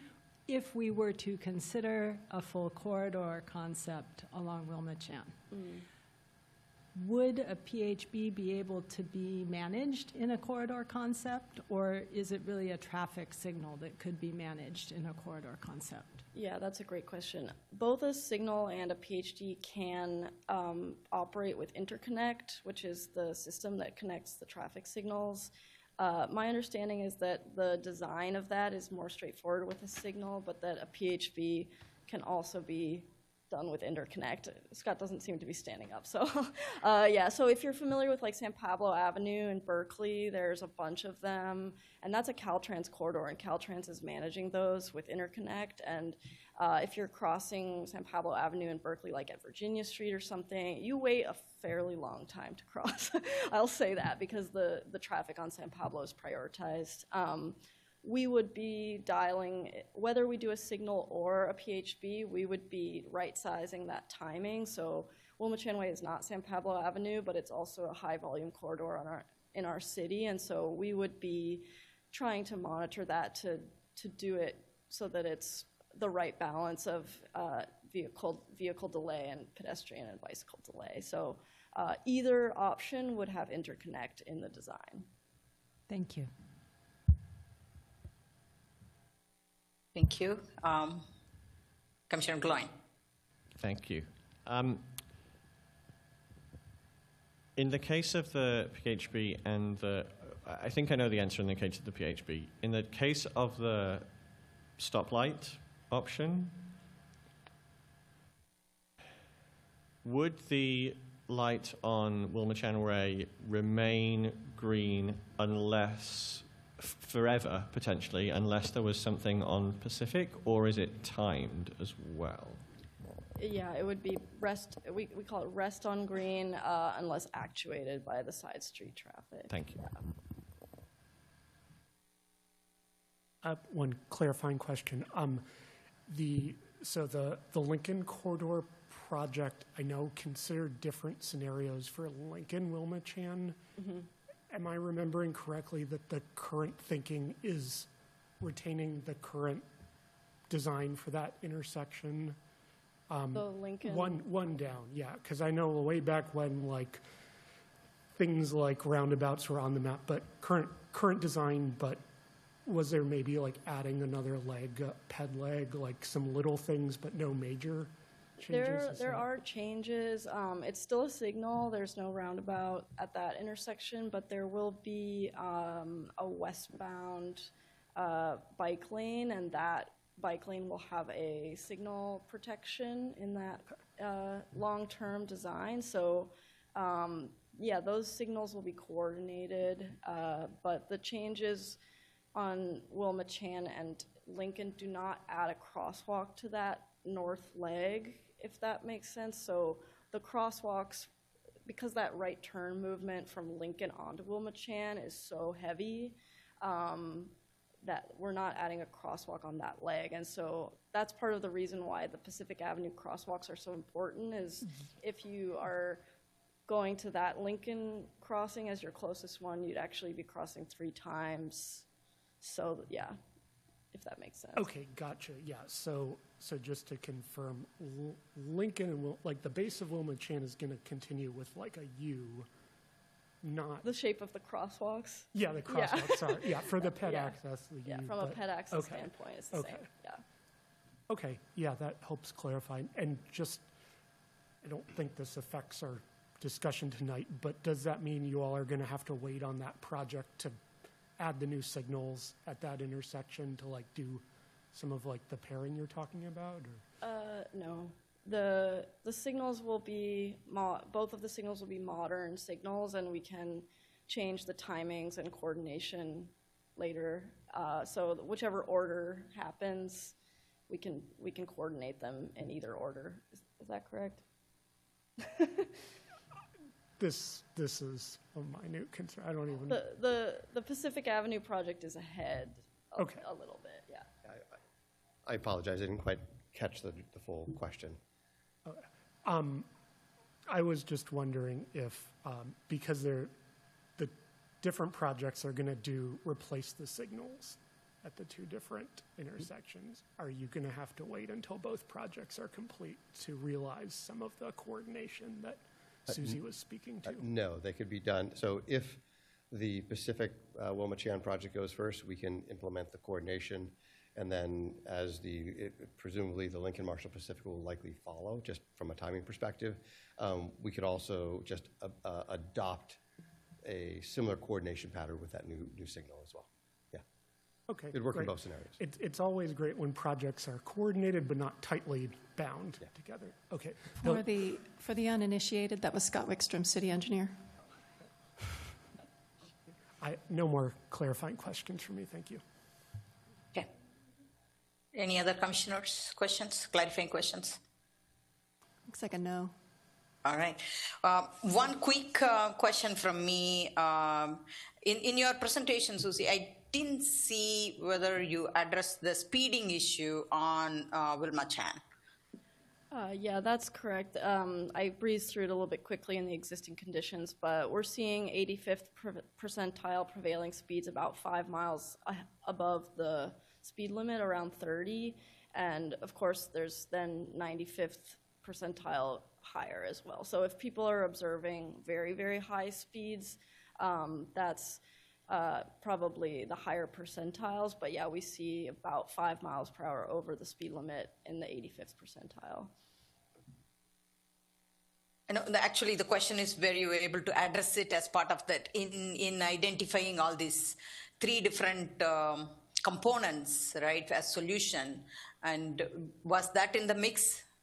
Oh, in yes. terms of addressing the issue? Yes. Well, the speed is part of the decision to only be focusing on the PHB or signal alternatives that fully stop the traffic, especially since it's a multi-lane corridor. If we had lower speeds and volumes and a single lane configuration like we do in many other locations, we might be looking at flashing beacons or other kind of lower intervention levels, but because we have those higher speeds and the multi-lane corridor, we need the kind of decisiveness of the full traffic control. So that's the reason for focusing only on those 2 alternatives. But yeah, the speed is certainly part of the recommendation for the signal because it's the least ambiguous traffic control device that we have. Okay, thank you. Yeah. That we will move on to public comments. So far, we have 1 in person and 1 on Zoom. Okay, let's start with the in-person. Denise Trepena. Okay.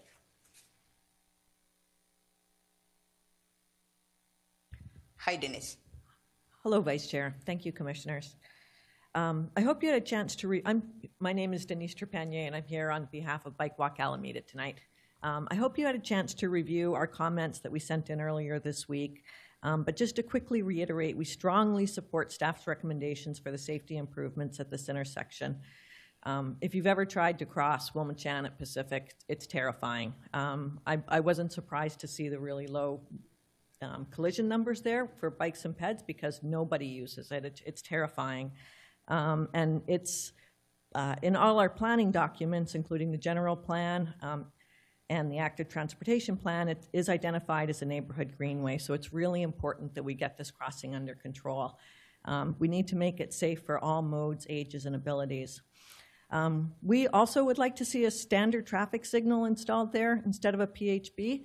And the reason there is simply that our drivers have proven that they're not really good at adopting new technologies.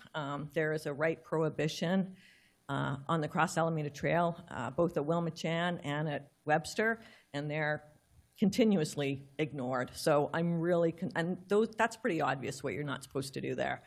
So something that's new, I would be very afraid we have low compliance, and if we don't have compliance at that intersection, it could be tragic. In addition to what staff's recommended, I'd also just like to make a request, not specifically for this project, but as we move forward with the design of neighborhood greenways going forward, to put markings in the roadway. I think the diagram that staff showed, they had some sharrows going across, and we have sharrows on all of our bikeways, but we really need something to designate these things as neighborhood greenways, and I think this body has requested that treatment in the past for our neighborhood greenways, but I really think it's important that moving forward that becomes part of these design conversations and projects, because we really need to separate out for drivers, and those are just much more effective than the signs that you put on the side of the road. They're being used effectively in Emeryville and Oakland and Berkeley, and I think if we're going to be serious about these neighborhood greenways, we should have them there too. That's it. Thanks. Please endorse staff's recommendations. Thank you. Thank you for your comment. Let's move on to the online or phone. Yes, we have two now. First, we have Jim Strelo. All right. Hi, Jim. Good evening. The city is well skilled in increasing favorable votes because of the anonymous surveys, so a high favorable percentage could be higher than it should be. What are the percentages for just local Pacific Avenue residents? The no-through traffic is a horrible design for local residents. There has been no mention yet if the fire truck 3 blocks away will be able to cross Pacific Avenue. Then other vehicles are bound to also attempt to make that crossing. There will also be an effect on grocery outlets use, where more vehicles will exit onto Buena Vista when they may not make the left turn onto Pacific at Wilma Chan. Thank you. Thank you, Jim. And next we have Hamil Saran.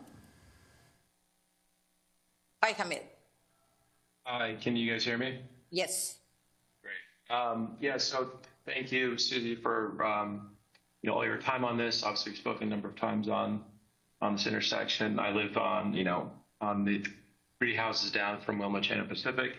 For me, I think one of the main issues, and I think the survey did capture that. I think a number of residents in the neighborhood are supportive of something happening at the intersection, because I think it's something that they felt. People who are long-term residents have felt like it has been unaddressed for some time. I do think, I think what my ask would be is, Chair, to your point, addressing the actual speeding issue, which is taking place on Wilma Chan, because this does not do that. In fact, the median that would go in between and impede the left turns, I think will actually accelerate the speeds at which people are going through that intersection, because they are no longer concerned about left-hand turns that would be taking place. And so I understand that there was a methodology being used for kind of percentiles of speed that were taking place, but as somebody who can look, sit on my porch and see people driving by, the speeds seem to be much more than, they're well in excess of 25 miles per hour. And so I would ask the commission to be supportive of potential speed humps being put onto the street, which would allow for emergency vehicles to, pass over without being slowed down, but also actually, address the issue, which is speed on Wilma Chan, right? If we introduce something like speed humps, and by speed humps, I say speed humps, not speed bumps, something that is narrow enough for a fire truck to pass, but wide that a car would need to actually slow down, you could actually start looking at things like pedestrian beacons versus just the traffic light alternative, which we've been presented with. And so addressing speed at this intersection, I think, is really kind of the crux of the issue. While I do think, obviously, this is an improvement from having nothing there, without speed humps, you still are putting, I think, bikers at risk who are looking potentially to change in the event of somebody trying to catch a light, going northbound on Wilma Chan during their commute in a time when they're, looking to accelerate and go into San Francisco or do whatever else they need to. So that's my ask. It sounds like obviously we're pretty far along in this happening. I think the residents are generally okay with this outcome, but we do still have this underlying issue of speed on the street not being addressed, whether that's through radar detection or speed humps. That's something that I think as a resident of the area, we'd like to see addressed. Thank you. Thank you, Hamil. Right. Any more public comments? There are no more public speakers. Okay, thank you. All right, now turning it over to the Commission for discussion. Who wants to start? I can go first, Chair. if you don't mind. Okay. Commissioner Dare Abrams. I'll say I appreciate the design staff is bringing. I'm also glad you all are funding this with grant funding, right? Just to underscore, this is not local funds. This is, just I'm always going to remind the public and everyone, this staff punches above their weight in terms of bringing regional, county, and state funding a year. I'll just say I grew up tooling around Santa Clara County on a bike, mainly on roads I would not trust my own kids on these days. But the first bike boulevard was built in Palo Alto, of all places, and by chance I tooled around on that too. And it has an intersection just like this, I think, and it works. I don't know, the houses are probably like $100 billion next to that intersection now, and there's a private girls' school that they get into fights with the neighbors about their permit rights, but the intersection works, and I think it actually has this left,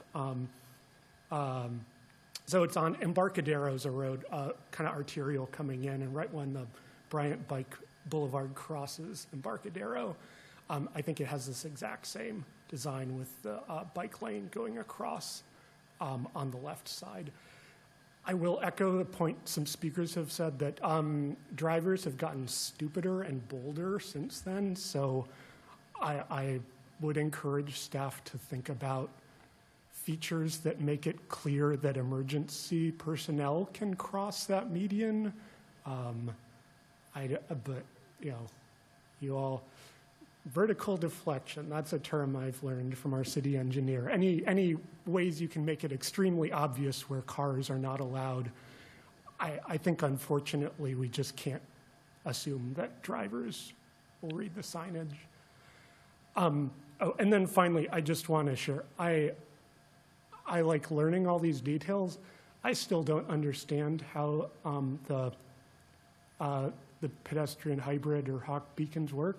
Like once it starts the other flashing, and I know Caltrans loves them, like because they think it will allow more auto throughput. But I think staff is on the right foot here of thinking that like it's always about like, is a second person going to enter the intersection from the other side, or is a bike going to come from the other side? And like as a driver, like I've been on like San Pablo or El Camino Real, and like it's flashing. Should I go? And the person next to me is like, it's flashing. I don't know. And then someone else speeds through, and you're like, oh, okay. So anyway, that's my comments would just be based on regional experience. That this intersection design, I think, really addresses meaningful safety concerns. The traffic signal, I think, seems saner. I'm curious to hear others' questions because I know always the details really matter. But just in terms of the overall proposal you're bringing, it looks like a very straightforward set of improvements proposed. So, but yeah, that's it. Thank you. Yeah. Thank you, Commissioner Dare Abrams. Who wants to go next? Commissioner Gloin? Yes, thank you. And thank you for the presentation. It was very helpful, very clear. And I can see that a lot of thought has gone into the recommendation. As I think about this specific intersection, and I am primarily within the island cyclist, I like to think of myself as a relatively confident cyclist at most, in most of our streets. This particular intersection is, as I think the representative Bike Walk Alameda pointed out, terrifying when you're on a bike, and I wouldn't even attempt to go across it if I was on Pacific. But what we have here is a neighborhood greenway, which continues theoretically across both sides of Wilmanchan Way, and Wilmanchan is it's a major road on our island for lots of reasons. And I look at that and I think, ideally, I don't want any conflict between the traffic on Pacific and the traffic on Wilma Chan, because those are two very different ideas. And so for me, I think, how do we minimize traffic on Pacific? And I think eliminating the left turns will help with that.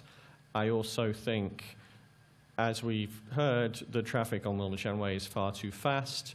And unfortunately, as we've noted before, we live in this strange dream world where it is impractical for us currently, with the way the laws work, for us to effectively enforce our own speed limits in most cases, because we are not yet allowed to have speed cameras. This would be a perfect place for it to put a speed camera if we were allowed to, but we're not yet. And so I would like to know if staff considered, and if it's practical and would be affordable, to have a pedestrian and bike bridge over Wilma Chan Way. And I don't know how the cost compares to a signal, but I know signals are not cheap. So is that something that we've considered? From a cost and right-of-way standpoint, no. Well, I guess just to kind of step back, I think that from a sort of standpoint of like the principles of street design, the concerns raised by the speaker in the neighborhood on the speeds on Wilma Chan and how that affects quality of life and safety for the auto drivers and the people who might walk. I mean, we don't even have really pedestrian facilities on both sides. I guess we do on both sides. So people who are walking along it, and so it's a surface street. It's not a freeway. And so from a design principle, we're trying to lower speeds, improve the safety of the crossings, improve the context on that street, rather than separate modes in such a way that enable kind of just free flow. We see this a lot in our suburban communities, and it requires just a massive amount of investment in order to keep those cars moving. And we want to have the balance. We want the signal design to keep the traffic on Wilma Chan moving adequately and not degrade the access to the tubes, but we're also not going to be investing in a grade separation for the sake of separating so far that it's no longer a complete streets approach. And then I guess just from a practical standpoint, there's single-family homes abutting that intersection on three sides, and there is not sufficient right-of-way to build a grade crossing. So you have to slope it up and everything. So yeah. Okay, thank you. That's very helpful. I think those are most of my questions. I tend to agree with Commissioner Dara Abrams that the hybrid signal is not one that's super familiar to me, and I do wonder about, as somebody else pointed out, compliance. And so I think what staff is proposing is probably the best solution based on what's been discussed. That's everything from me. Thank you, Commissioner Gloin. All right, Commissioner Kim. Thanks. Yeah, thanks for the presentation. I think the design's great. I think initially I had the same question about the Hawk signal versus the typical traffic signal. I think once you actually walk through the presentation, it like all sunk in to me. So yeah, I think I'm like on board for kind of the full traffic signal at this point. And yeah, I'll also note I biked to Grocery Outlet once. I thought it was terrifying, decided never to do that again. So this is a great improvement to kind of maybe make me do that again. We'll see. But I did have a question. I think the Bike Walk Alameda comment included a question about kind of the sharrows that are there and markings. The thing about this, I think, I don't know if it worries me, but it's like my safety concern is what's going on at the west side of Pacific in the westbound direction, right? Because you have the bicyclists that are crossing, coming in, and potentially right turns from southbound Wilmachan to westbound Pacific that are kind of going in the same place, right? And I guess I'm wondering, are there any thoughts about additional markings there to kind of denote, like, other than the Sharrow, that there are bikes coming in here, there's like space for the bikes here? Like, are there thoughts about not having a no right turn on red on Wilmachan in both directions? I'm just kind of curious if there's ways to prevent any conflicts there. Yeah, that's a great question. So you're talking about the drivers who are going southbound on Wilmachan going right into Pacific. Yes. While a bike rider's coming across. Yeah. Yeah, and I guess it would be on the other corner as well, right, going east on Pacific and the northbound Wilmachan. Yeah, that's a great question. Yeah, that is a potential conflict point. I think that a no turn on right is a total option there. And we also could provide like a kind of channelized like receiving bike lane in the center for the bikes. I think that that's a lot of that's like a lot of tight stuff, maybe not necessarily. So yeah, that's a good note, and we'll look at the turn volumes. We'll probably make a judgment based on how many drivers are making that right turn on whether to consider that right turn prohibition. It's a pretty low volume turn, and it's meant to be a low volume corridor. So I think that is definitely an option we can look at during design. Thank you. Yeah. Okay. Commissioner Nachtigal. Thank you, Vice Chair. So thank you for the presentation, for sure. I am in agreement with lots of things that we've heard this evening. I will say that I'm in favor of the improvements as proposed, especially as some of the questions have been answered throughout the evening. I, like others, find this to be a highly problematic intersection that I avoid whether I am walking, biking, or driving. And I did cross it the other day to go to Grocery Outlet with my son, and we ran as fast as we could. But I wanted to see, yeah, it's still really bad. So in general, I feel that any improvement is good improvement in this case. However, I also recognize that change and change management, whether it's good change management is hard. And I mean, really just look at the beneficial changes of the Cross Alameda Trail at Wilmachan. I think that, people are still using that intersection wrong. So I would say that as far as these proposed changes go, as and when they're implemented, I highly encourage staff to be very mindful about the visual indicators about a diverter and make sure that signage, anything on the roadway, whatever can be put in place to make it clear to drivers that there is no longer a clear crossing. That would be really critical, because otherwise that median diverter is either going to be ignored or become a hazard.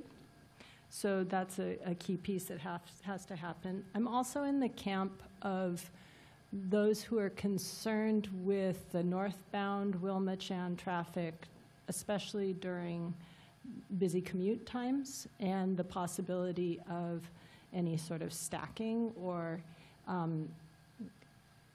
problems with folks being able to see pedestrians and bicyclists or know that there's an intersection there that they have to stop for. Because I don't want there to be a false sense of security that people can cross there when the drivers don't actually realize there's an intersection there.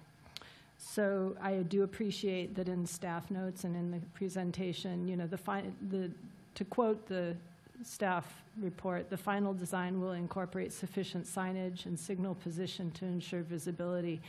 Please take that to heart. And I think that's all of my comments on this, so thank you. Okay. Thank you, Commissioner Nachtigal. Any more comments from the commissioners? Right, okay. So thank you, Susie. Thank you, staff. It's a great presentation, and we heard a lot of comments, good comments, and I agree with the comments you heard, and also want to echo that this is the much needed improvement, and any improvement over there is the good improvement, given the current situation. And unfortunately, I've been a driver most of the time on that, and on that location, even as a driver, it scares me. So, and one thing I do agree with specifically, Commissioner Nagtigal, is that how are you informing the drivers, and the signage, and then projecting the message on the signage is really important, because you don't want that to be ignored, and what you don't want to happen, happens over there with the drivers. And so that's an important one. And in my thinking, your recommendation is right, and whatever the community input kind of drove that to, in terms of traffic control specifically, if the signals really gives a decisive action, and in the curve or the line of sight, lack of line of sight, right, does not or is not conducive for a PHP over there. And I think its signal is the best one. San Pablo, or even within Contra Costa County, the location I've seen, they are more straight roads, and between two signals to offer a safe crossing is where PHP or RRFB, the rapid reflective beacon, are provided. So not the curvature where there is no line of sight, and then speeding cars, right? So the signal, I really agree with you providing signal. But having said all that, the three elements are good combination: median diverter, signal, and bike lane. But having said that, I think you do need to look at least, look at how you are addressing the speed. Anything you can do to, I don't know whether the speed hump will be an option, because this is a gateway extension into Alameda, from the tubes. So you have to kind of accommodate the traffic coming on, but and once it gets to the heart of the neighborhood, like here in this location, we need to see how you can kind of tamper down the speed. So any thoughts on that? I would just love to hear. Yeah, thanks for the question. Yeah, I think what we need to do is coordinate with the Public Works paving schedule and talk about the pavement markings for the corridor as a whole. Speed management on multi-lane arterials like this is really challenging, because vertical deflection or speed humps is typically not a possibility, especially on a corridor like this that's carrying so much regional traffic and emergency access. So typically what we would do on a corridor like this is lane narrowing. We would potentially consider adding kind of like buffers to the median area to try to narrow the visual size of the lanes. And we can coordinate the signals. So I think, the concern about the median potentially reducing friction, our team really thinks that the new traffic control device will add some friction and attention in such a way that will hopefully help to bring more kind of attentiveness along that stretch. But yeah, we'll definitely be talking as a team about how we can calm traffic on the approaches and use the signal coordination effort to potentially serve that. But yeah, I think that that's a larger conversation about the full corridor that brings in other projects and larger conversations about the striping long-term on that corridor. Okay, thank you. That makes sense. So I'm glad to hear that you'll be considering traffic calming. That seems more appropriate for this corridor. So with that, I think we are open for a motion here. So the action is to endorse design concept for Pacific Avenue, Wilma Chanway neighborhood greenway crossing improvements proposed by staff recommendation. I move to endorse the proposal. I second. All right. Do we want to go for roll call? Commissioner Dara Abrams. Yes. Commissioner Gloin. Yes. Commissioner Kim. Yes. Vice Chair Suthan-Thera. Yes. Chair Whitesey is absent. Commissioner Johnson. Yes. Commissioner Noctegal. Yes. All right. Thank you all. Thank you to staff for all this good work and great presentation. Now moving on to item 6C. This is a review and discuss restriping of Clement Avenue between Balsa Street and Paru Street, eliminating on-street parking and creating 14-foot wide travel lanes, including additional modification at Clement and Stanton Street, where existing concrete bulb outs further constrain the lane widths. This is a discussion item. And Commissioner Noctegal, just a reminder that, excuse me, Commissioner Noctegal will be recusing. A reminder to right. Vice Chair Suthan-Thera. Thank you. Okay, thank you. To say anything? Do I need to say why? Okay, so do I need to say why I'm recusing? Yes, vaguely. Okay. For the record, I'm recusing because my home is on Buena Vista, and it's within 500 feet of an area that may be impacted by this decision. Thank you, Commissioner Noctegal. Right. Good evening, Vice Chair Suthan-Thera. My name is Scott Wickstrom. I am the city engineer and fellow commissioners as well. I will be giving a presentation tonight about the Clement Avenue truck route and associated parking loss. This all relates to the recent completion of Clement Avenue for the Skyline project. Basically, the portion from Grand to Hibbard Street has now been paved. We have maintained that closed because we have a concern that we will bring forward and talk a little more in this presentation. So our recommendation is asking the Transportation Commission to review and discuss the restriping of Clement between Balsa and Peru, eliminating the on-street parking and creating 14-foot wide travel lanes to accommodate the truck route. I've got a few slides, so a bit of an agenda. We'll talk a little bit about the general plan, some history, which is important. We'll talk about truck routes, turning templates, some alternatives that were considered, recommended action. We'll get into a parking study, and then kind of next steps and timeline after we talk about the meeting code. Okay? Work some of the time, huh? There we go. So this slide here represents the general plan street classifications from our most recent Alameda 2040 general plan that was adopted in 2022.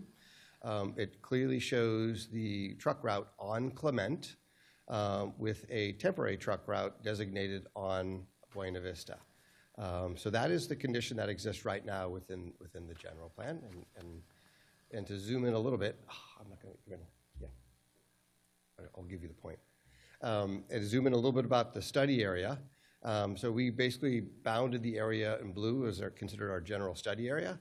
And because of the curves that you can see within Clement, and I'll talk a little more about the truck turning and the off-tracking of the rear trailer, we are proposing new red curb between Balsa Street and Peru Street, would result in the loss of 21 on-street parking stalls. Hey, that time it worked. So a little bit of history, early days, 1990, general plan truck routes on Lincoln, Buena Vista, Clement East. I highlighted them here in yellow just to kind of pull them up a little bit for you. Atlantic, Grand, and Sherman. So there's quite a few overlapping truck routes. You even look a little further south there, and Central was a truck route, Encinal was a truck route. So there were a lot of truck routes. We'll jump forward a few years here.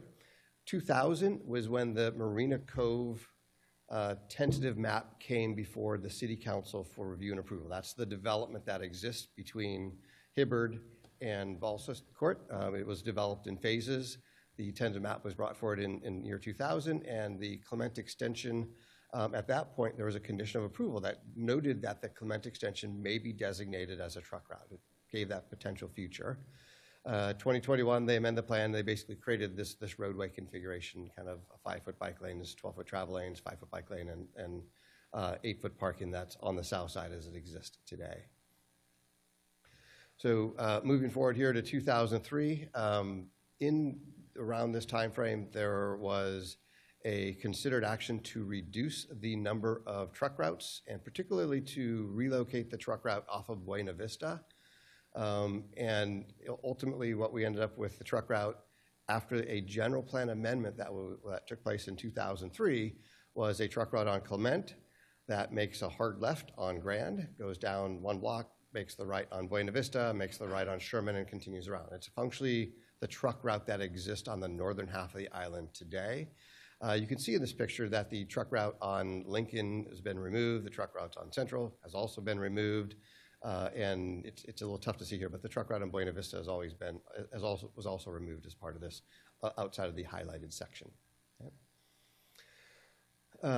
2003, 2005. Now we start, 2003, the Clement right-of-way was established from Hibbert to Entrance. It had a 250-foot radius at the roadway center line. That is the curvature that exists today. It's the center line curve. And then in 2005, Marina Cove Phase 1 was complete, and the first component of the Clement extension was constructed. Also in 2005, the Cross Alameda Trail feasibility study was approved. At that time, the recreation, there was broken up into a transit corridor and a recreational corridor. At that time, the recreational corridor was shown on Buena Vista or Pacific. It was an early preliminary feasibility study. So we jump forward to 2009. There was an update to the general plan transportation element in 2009.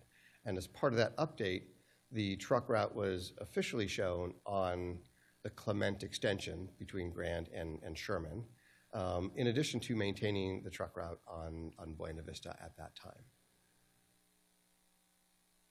Moving forward here, we get a little closer to our current time.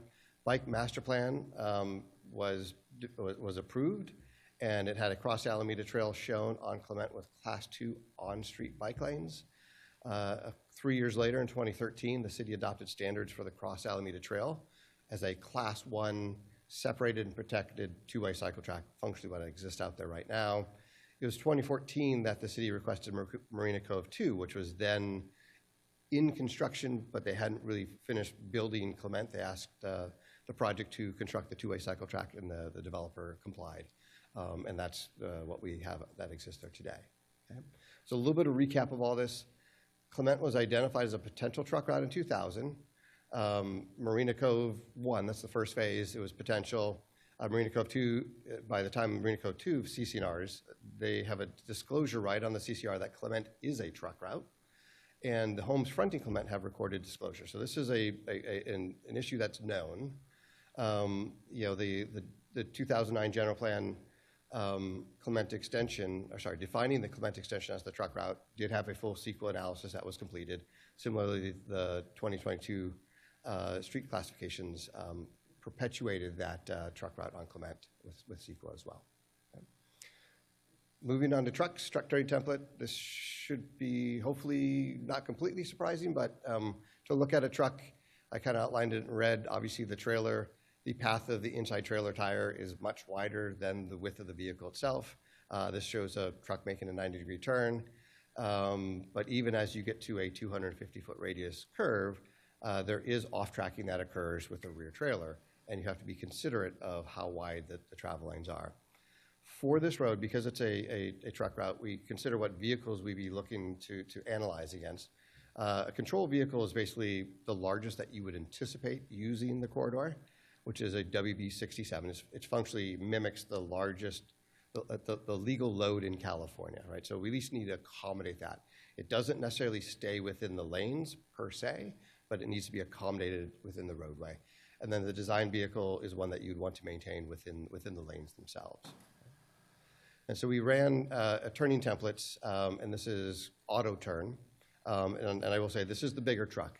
This is the WB67, but it's pretty clear that as you these were in the agenda packet, so I hope you looked at them as well. But it's pretty clear that there's a significant overlap with the existing parking lane as you come around the corners.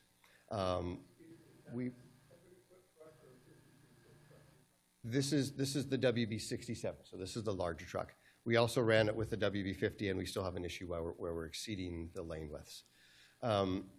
Stanton Court right now has bulb outs and a crosswalk. And we recognize at Stanton Court, we would like to preserve the bulb outs, and we believe that we can preserve the bulb outs, at least the eastern one, which is where the crosswalk is, most of it. We'd have to trim off a small portion of the western crosswalk.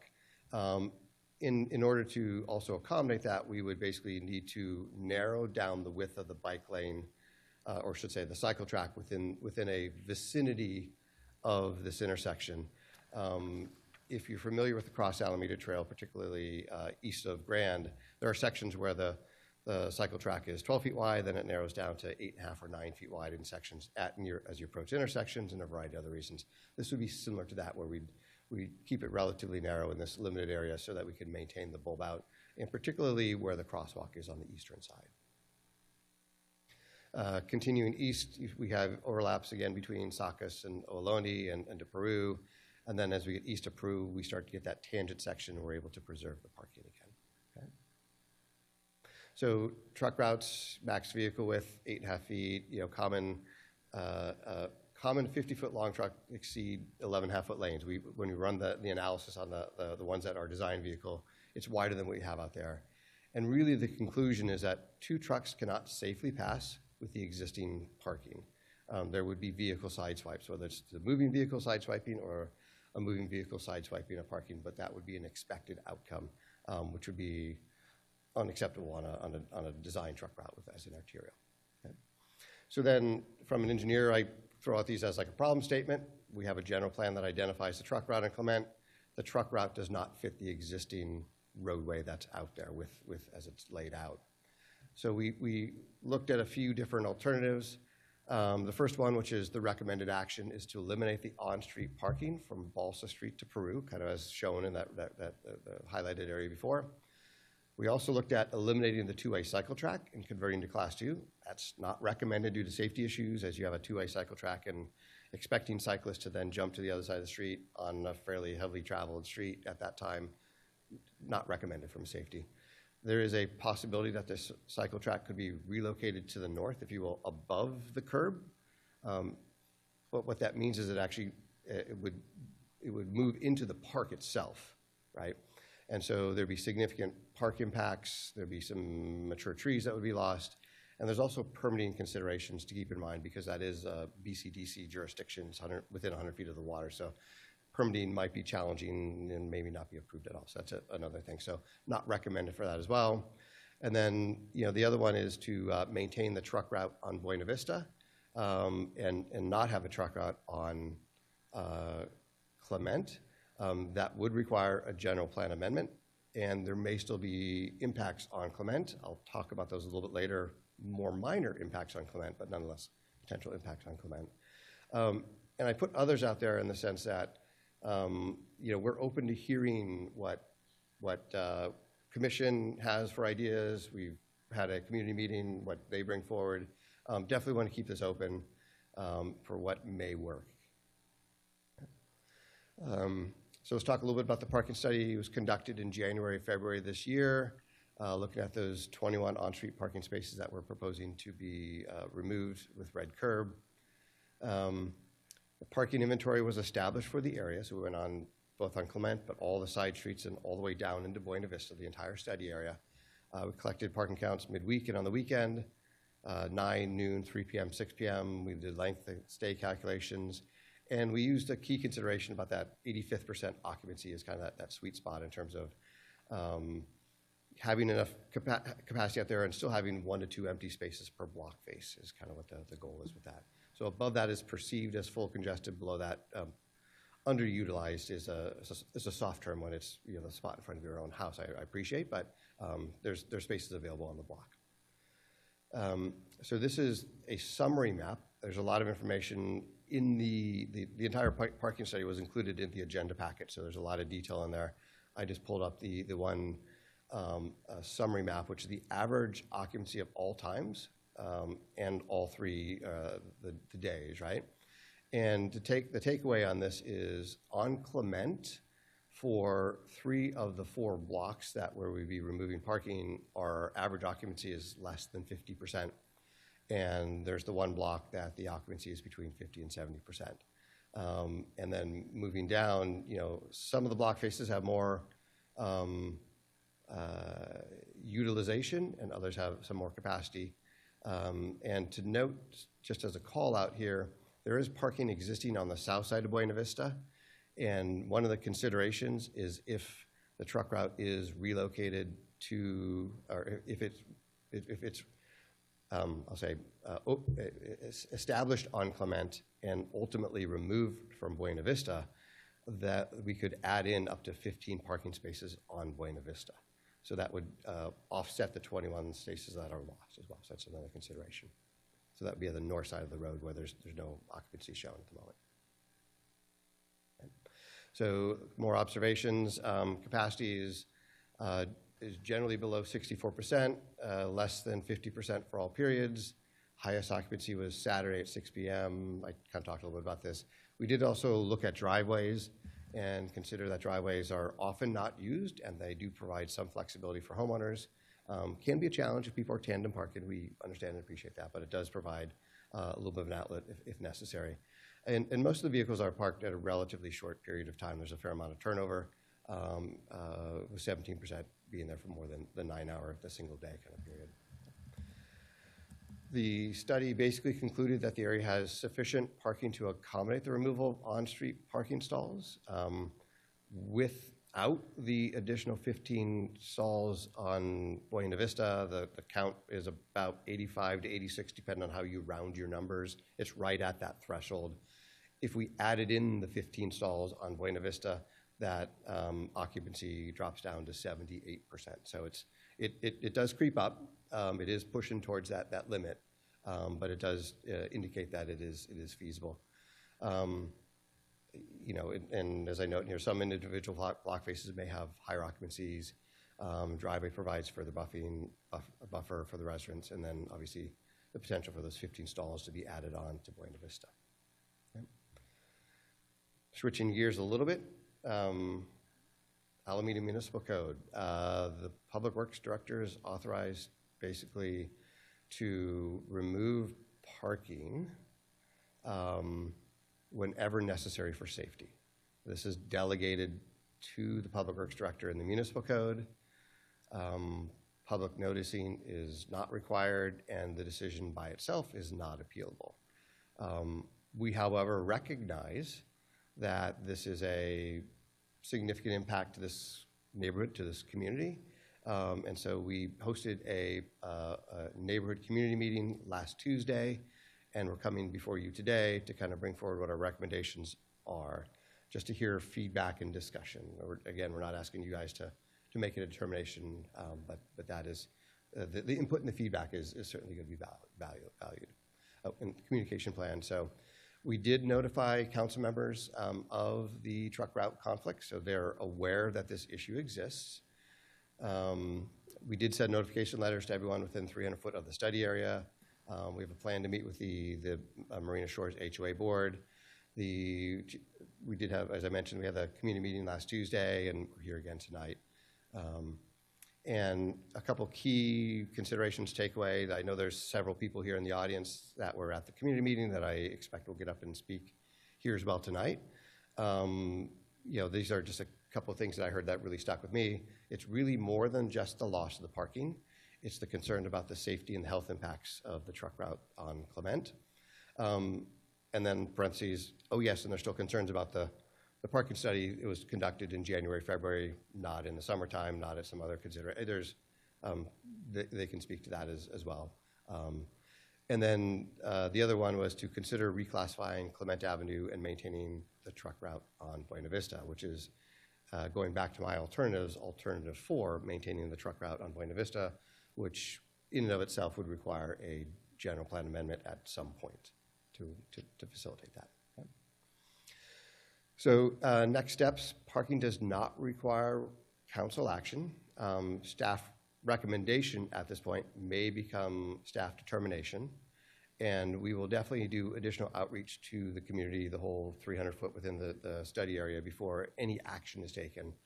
And we are in communication with the city manager and just kind of getting a sense of where things are. So we're aware that this is a potentially it's a subject held close to several people's heart, or the neighborhood's heart.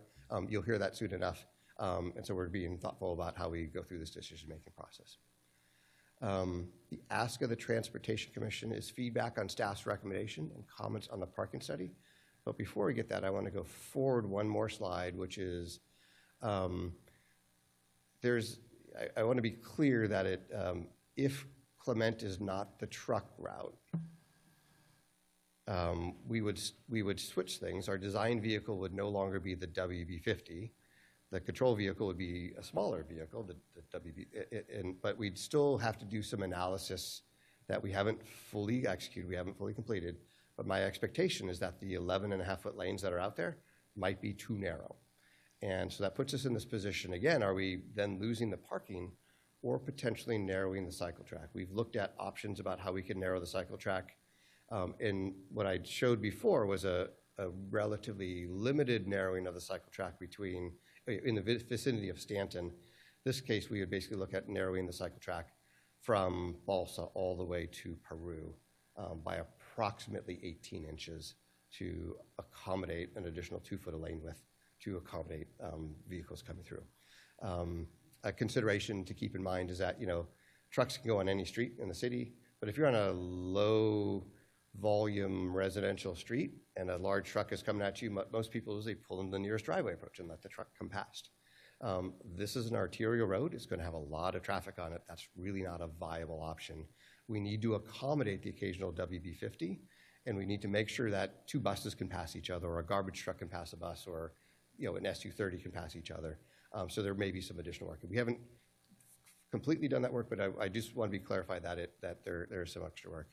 And the other thing that I don't have in here on the slide is that even if the truck route is maintained on Buena Vista and the designation is ultimately removed from Clement, this will still be open to regular passenger vehicles, and the volume of traffic will definitely increase over what is being experienced today. There should be no question about that. So that's something to keep in mind. So I will go back here, leave it on this, and that concludes my presentation, and available for questions. Thank you, Scott. All right. Commissioners, just one quick note here before asking for any clarifying question. It's about 2.5 hours since we have been here. If you want a quick 5-minute break, let me know so we can come back and resume on the clarifying comments and then go to public comments and start our deliberation. And again, this is a discussion item. I'm just waiting to hear from you. All right, if you want to. But I defer to anyone else. Yeah. I think, go ahead. I think Commissioner Gline would like, yes. Yeah, I think yes. that recess would be appropriate. 5 minutes, thank you. All right, 5 minutes. 5 minutes, okay? Or do you want a little more? But we need to be back exactly on the time. Okay, all right, 5 minutes. Thank you, Chair. Lisa, can I turn off my camera? Yes. And audio? Okay, Yes. all right. Thank you very much. 5 minutes.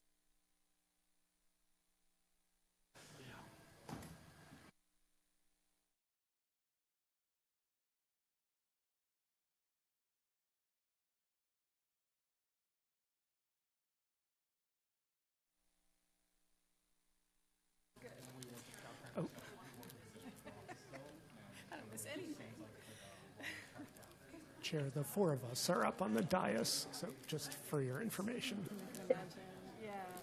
Are we all back? Yeah. All right. You've got your 4 members and Lisa. All right, okay. So we are looking for clarifying questions now.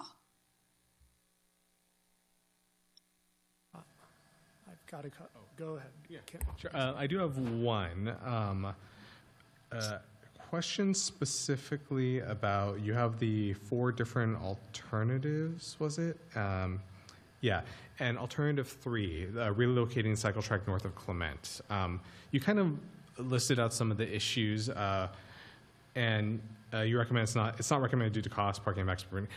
Is it actually, or I guess, can you talk more about what the process would look like if we actually went through with that? I'm just kind of curious. Like, what does it mean to remove parkland and put a bike lane in there? What does it mean to get a permit in that area? I'm just curious how difficult it will be. Yeah, I think the first place to start would be going through BCDC, because it is within their jurisdiction. Their charter, their mandate is to basically, improve the public access and the public use of the shoreline. And a park is a perfect example of that kind of use. That's really what they are looking for. And so we'd basically be asking them, hey, can we reduce the size of the park? And that ability for people to enjoy the shoreline. And I don't think we haven't gone down that road, but I don't think it would get a very warm welcome from them. So that would be a permitting challenge right off the bat, for sure. Then, one of the big things that the neighbor will talk about is its access to the park is one of their concerns. And if we are in the position of reducing the size of the park, you're reducing a lot of the draw to get there. I mean, so that's another component. That would be why it's not recommended. Got it. Okay. Yeah. To the All right. Chair, Okay. a couple Commissioner clarifying Guerrero. questions. So, you all know I love zooming out first. So first on parking, my understanding is there are a number of different eras of developments here and kind of almost different parking paradigms. And so the single family houses, would it be fair to say those were built under the city's parking minimum requirements and have, would that be 2 or a minimum of 1.5 spots per unit? I don't know exactly the zoning at the time, but each of the houses does have a garage and a driveway. There's a few houses that front Clement who actually have access off the rear. So they have a rear alleyway and the driveways are in the rear. But all of the houses in this development have covered parking and a driveway. Okay, so that's one paradigm. Then we have Del Monte Star Harbor has parking on site, but is it maybe unbundled? Okay. That is correct. So Del Monte does have unbundled parking, and which is really the parking lot really towards the west, almost closer to Sherman. If you drive by it, there's plenty of parking spaces available. What unbundled parking means to people who don't know is they basically have to pay an extra fee for the privilege of being able to park in the parking lot. And so what we see, what's pretty obvious and observed is west of entrance, the parking spaces are almost always filled every single evening, presumably with residents of Del Monte that are not paying the parking fee there for that unbundled rate. Okay, yeah, so that's sort of the second paradigm. And just to flip it on its side, that means people are able to potentially rent housing at a lower cost if they don't have a car, right? Because it's unbundled. And then third paradigm of the townhouses, those maybe built now that parking minimums have been removed, or at least different zoning conditions. They are all townhomes, correct? And it's really the last block. It's Balsa Court that has the townhomes. I believe they all have parking. I don't know the count. I do know that Balsa Street, Balsa Court, has very limited, if any, on-street parking. Oh, sorry, I meant the Pennzoil buildings. Am I correct to think that those are all townhome format, not the stacked flat format? Those are townhome format, each of which has a garage and they have internal parking. I don't know off the top of my head the parking count that was used for that development, though. Okay. And I like context. They all, I believe, are in the TMA. Is that That is believe. correct, they are. Okay. So I just like flagging, like, we've got 3 different kind of generations of parking paradigms here, and I'll spare my opinions here, but I think it leads for some different conflicting priorities. The one other set of kind of clarifying questions I wanted to ask right now are about kind of entries to the truck route. So just to confirm, like, right now the Tilden project is building out a dedicated entry point to the Clement as a truck route, right? Like, it's Yes. Yeah. So you're talking about the roundabout at Tilden and Clement? Yeah. So that will still function as a roundabout. It's been designed to accommodate, a WB50 truck, our designed vehicle. There is I'll say a right turn that comes off of Tilden onto Clement, and then a vehicle could continue westbound on Clement. So yes, it will function for that. Yeah. But just, like, not to ascribe too much purpose, but, like, the reason for that is Clement, the city's plans for Clement to serve as a truck route.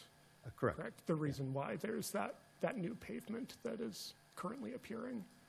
It's more than just the fact that Clement is the truck route. It serves as just a overall connectivity. So it serves for the passenger cars as well as trucks. It's not I think there's a larger connectivity issue that we're solving predominantly, and then we're designing it such that it functions for the truck as well. Okay, great. Thanks for that context. And then the one other clarifying question I had is on the other end on.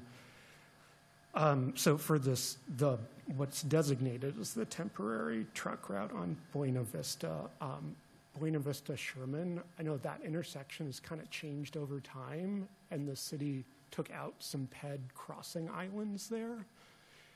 I don't know can you speak to, is that related to its temporary designation, or is that related to other developments underway at the time?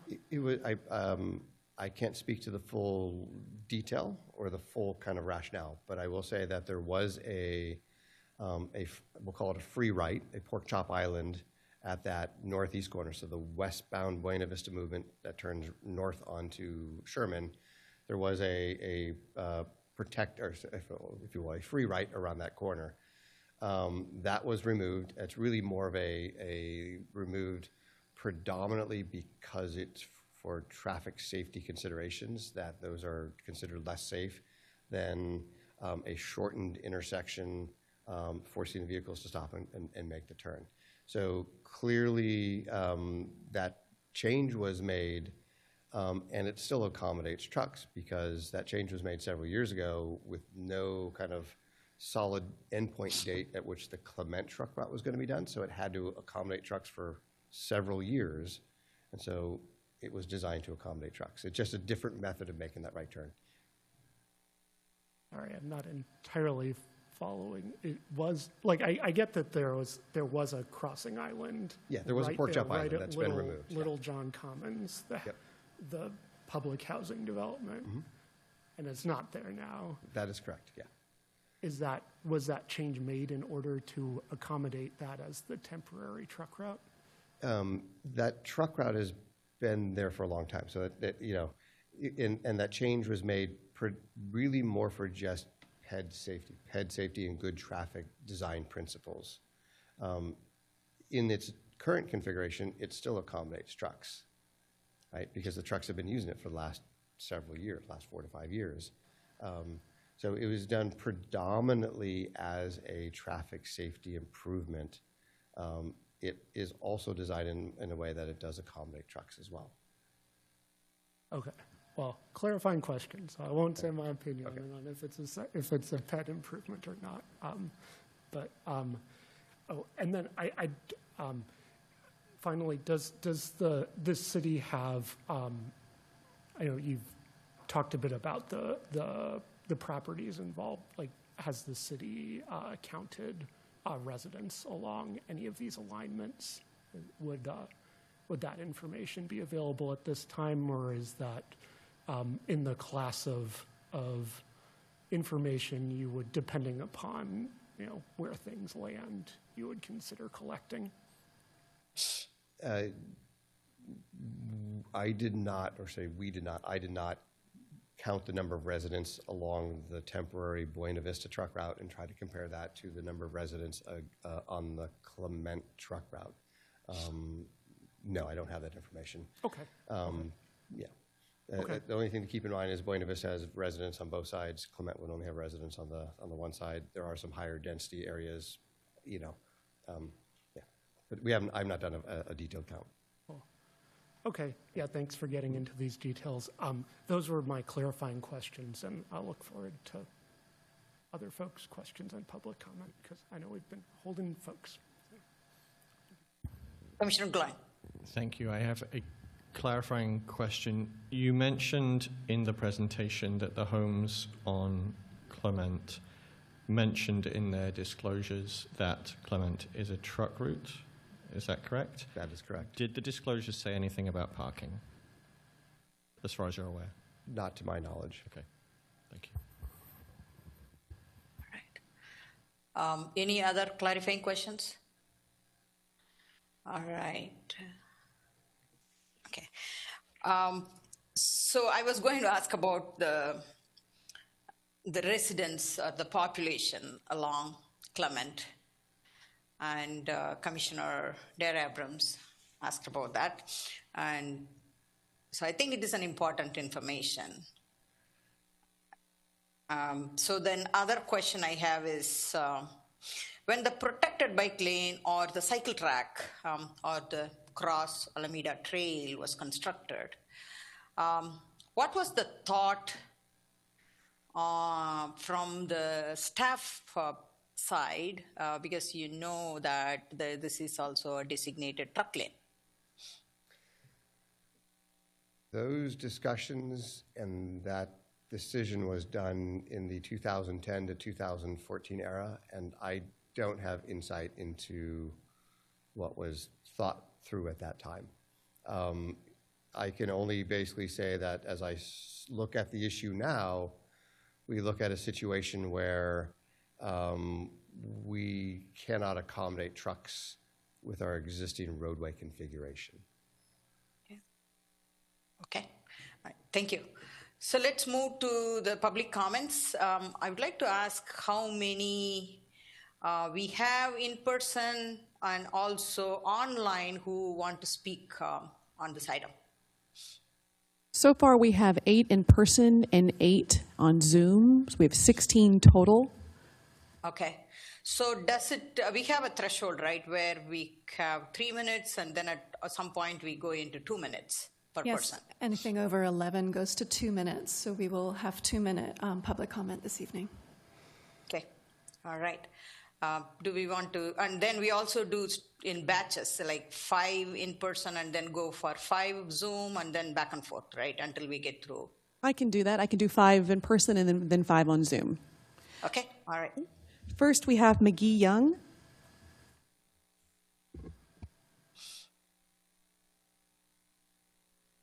Thank you for the presentation and for hearing about this important issue. My name is McGee Young. I actually live in Skyline. I was the first resident of the new condos there, and we moved from Lafayette.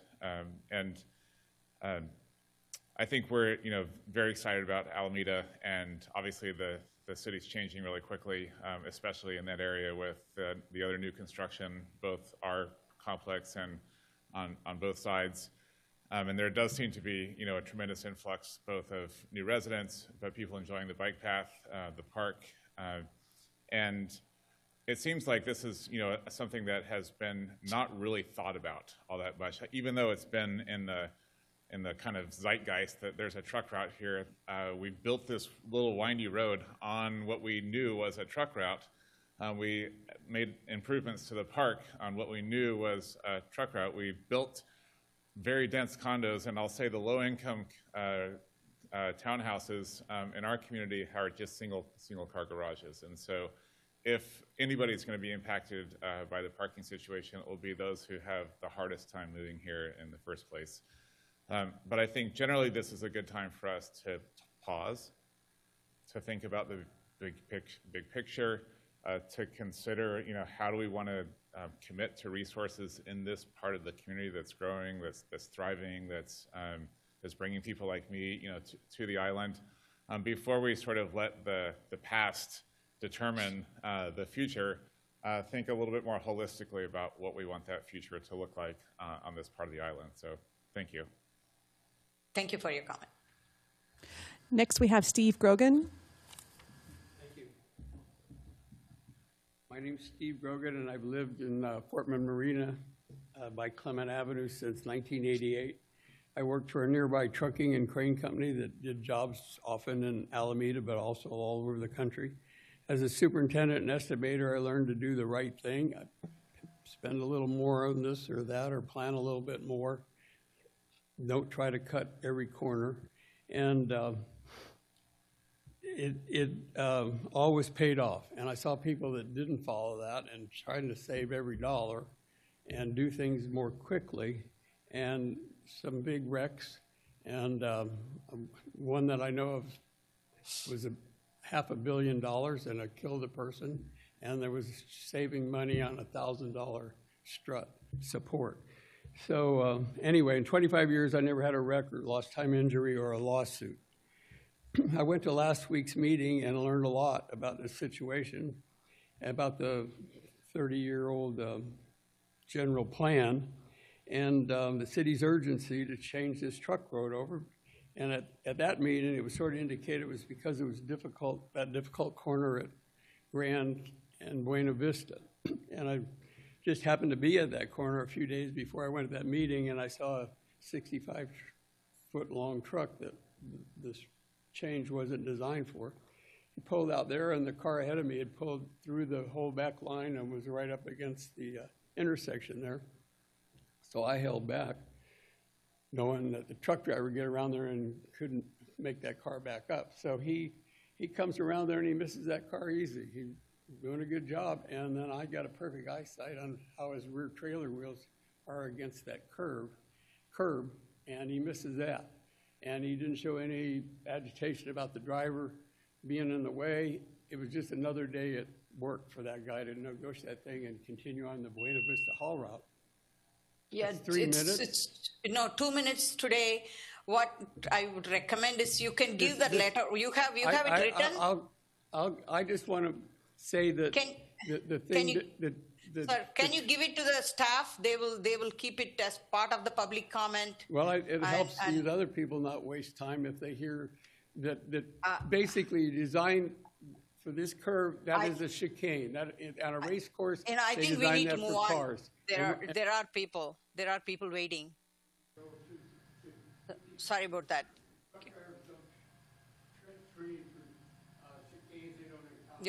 You're cut off. I can't hear your audio. So basically, I think they. Sir, we have a lot of people who want to speak.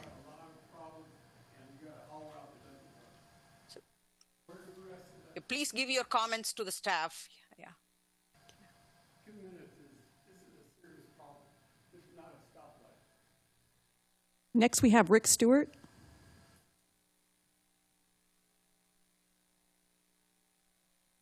My name is Rick Stewart. I have some commercial properties along Clement between Grand and Willow, so we're outside of the zone we're talking about here today, but it is impactful because we are talking about the cycle track. Thank you, Scott, for your history and input. I was at those meetings in 2010 through 2014 with Gail Payne and Andrew Thomas and Greg McFan. The implementation of the cycle track is well intended. It's a beautiful design, built in the wrong spot. This is the truck route, Clement through. If you go downstairs to the first floor of this building, look at the zoning map from early 1900s. The industrial zone goes from the estuary through Clement halfway to Eagle.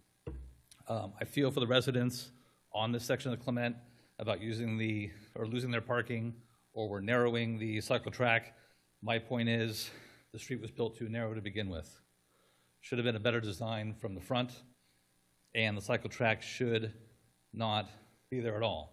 Pacific, Lincoln, there are other options. As it relates to us and my tenants, we have done a lot of work to get trucks to do their loading for our spaces off of Clement. It's so narrow now, we cannot make the turns onto Minturn, Union, Stamford Street. So now we're back loading in the street. It's not a safe situation. Forklifts, pallet jacks, inclement, people honking. Wintertime's the worst. Sunrise coming up from the east, right down the middle of Clement. Can't see, blinded by the light. Commissioner Abrams, I know you talked about cars not always following signage. We're relying on a no right turn on red at Broadway, Park, and Oak to protect people coming from your right on the cycle track who hasn't made a right turn on red when they shouldn't have. We've all done it. It's an exception to a law. I'm worried about safety for bike riders. I'm a bike rider, but I don't want to ride in this thing. Thank you. Thank you. Next, we have Mitch Ball.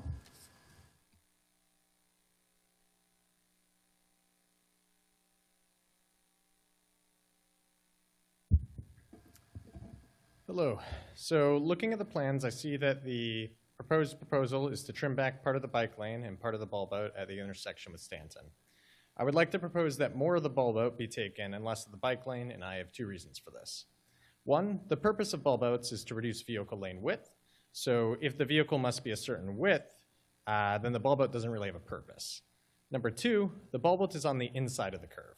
The whole reason why the road needs additional widening is because the road curves here, and the sharper the curve, the more it needs to be widened. If the inside of the curve is trimmed more, this expands the turn radius, meaning that less total lane width is required, limiting the lane width that a pedestrian would need to cross. Now, I imagine the argument against trimming the inside further is that it might require removal of 2 trees at this intersection, but these trees are pretty young and not very big, so I think the removal would not be a huge loss. Overall, I would prefer a wider bike lane and a thinner road width over keeping these trees around. But overall, I don't think that difference is a big deal. What is a big deal, however, is a suggestion that the temporary truck route be made permanent. We have so many people from Clement here who would prefer the truck route take a detour on Buena Vista. However, if that decision gets made because of public comments tonight, this will lead to a city council meeting, which will gather a number of people from Buena Vista who will also publicly comment about how they also don't want to lose parking. If we treat public comment like a vote, the decision that gets made will not be the best decision for the community overall, but a decision that prefers the most politically engaged. Simply put, I don't want this to turn into another Gibbons Drive fiasco, where the wealthiest neighborhood on the island since redlining got preferential treatment and extra funding from the general budget. Public comment is great for the community to detail concerns and share ideas that allow you to make the best, most informed decision, but it should not be treated as a vote because it is not representative. Public comment is very often dominated by older, wealthier, and whiter homeowners, and following them blindly often leads to inequitable decisions that lead to the detriment of the less privileged. Thank you. Thank you. Next, we have Meredith Levins.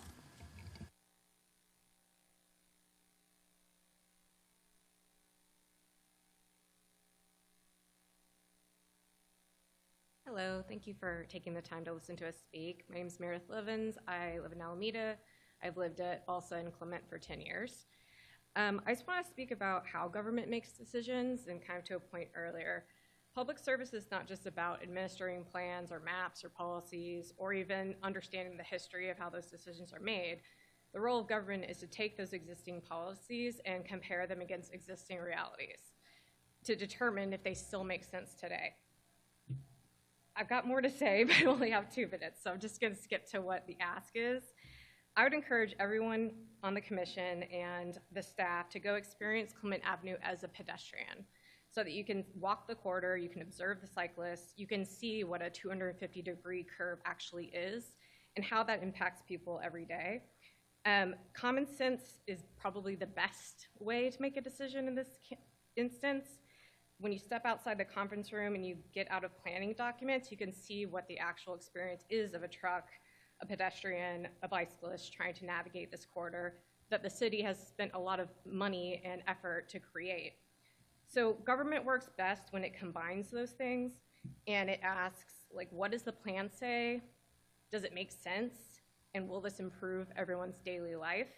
Versus just looking at something from 1990 that says it was supposed to be a truck route when the road wasn't even built, or in 2003 when the road wasn't built, or in 2008 or in 2007 when the road was a straight line, but ultimately was built into a curve. So I just ask that you take the time to do that before making your decision, and thank you for your service to our community. Thank you. So are we going online? Yes. First online, we have Leo Esclamado. Hi, Leo. Hi, can you hear me? Yes. Hi, good evening again, Commissioners. My name is Leo Esclamado, father and homeowner located on the corner of Clement and Entrance Road across from Marina. Last week, there were over 40 residents of us who packed the community room at the firehouse, really with concerns beyond a parking issue. I have a concern that this proposal will undo a thriving and growing neighborhood that the city approved in itself of Marina Shores. You know, the city designed the curving street on Clement, placed our homes on the curb, built the park and a children's playground. Note that children's playground is really for really small children, 0 to 5. So this general plan, a thriving neighborhood moved in. Some context, per our census tracts, our children under 10 make up 12% of our neighborhood. We are a minimum 1,200 households, roughly 4,000 people, and at least 500 children. All my neighbors in our townhomes have young children under 10. So now proposes to rebuild Clement for truck traffic, remove parking, affect the pedestrian protections, reduce the bike lanes, affect the trees. We haven't even talked about the mailbox. And, you know, I can conclude this proposal can make our neighborhood unsafe and dangerous. As a parent of a 4-year-old daughter, I'm concerned of the safety of the proposal, especially if, you know, it's made a clear way of a 14-foot channel passing through the curbs. I believe the city's own general plan policy ME6B forbids degrading safety features without documented necessity. Residents haven't seen any justification for degrading these safety features. So I really implore the city staff and the commission to withhold this design and reconsider the truck route designation between Sherman and Grand and consider other alternatives, such as maintaining the existing truck route that the staff listed as recommendation 4. I look forward to working with all of you, and yeah, let's figure this out together. Thank you. Thank you. Next, we have Alex Wolf. Hi, Alex. Hello, can you hear me? Yes. Okay, great. Representatives and community members of Alameda, my name is Alex Wolf. I'm a lifelong Alameda resident, and I live near Clement Street with my wife and kid. Like many families there, I walk Clement frequently, and I know its traffic patterns well. I'm here to discuss the proposal to implement the 1990 city plan's trucking routes on Clement Street. The plan is over 30 years old. Written when Clement was industrial, not filled with families raising young children, housing developments, playgrounds, and busy bike paths and walkways. Since then, the city has approved changes to the shape of the road, which is S-shaped in parts, $1 million bike lanes, and the 2014 housing amendment that brought large-scale residential development. These contradictions create traffic, safety, and residential problems and serious legal concerns. The proposal I reviewed last week was unconvincing. Even with partial removal of the bike lane and all parking, it has, as an engineer myself, obvious issues. First, the study assumes an ideal scenario for speed, visibility, and room to pass. That scenario does not exist in real life. Second, no safety studies have been done, and precise 3D modeling could prove beyond a reasonable doubt that this plan is not feasible at all.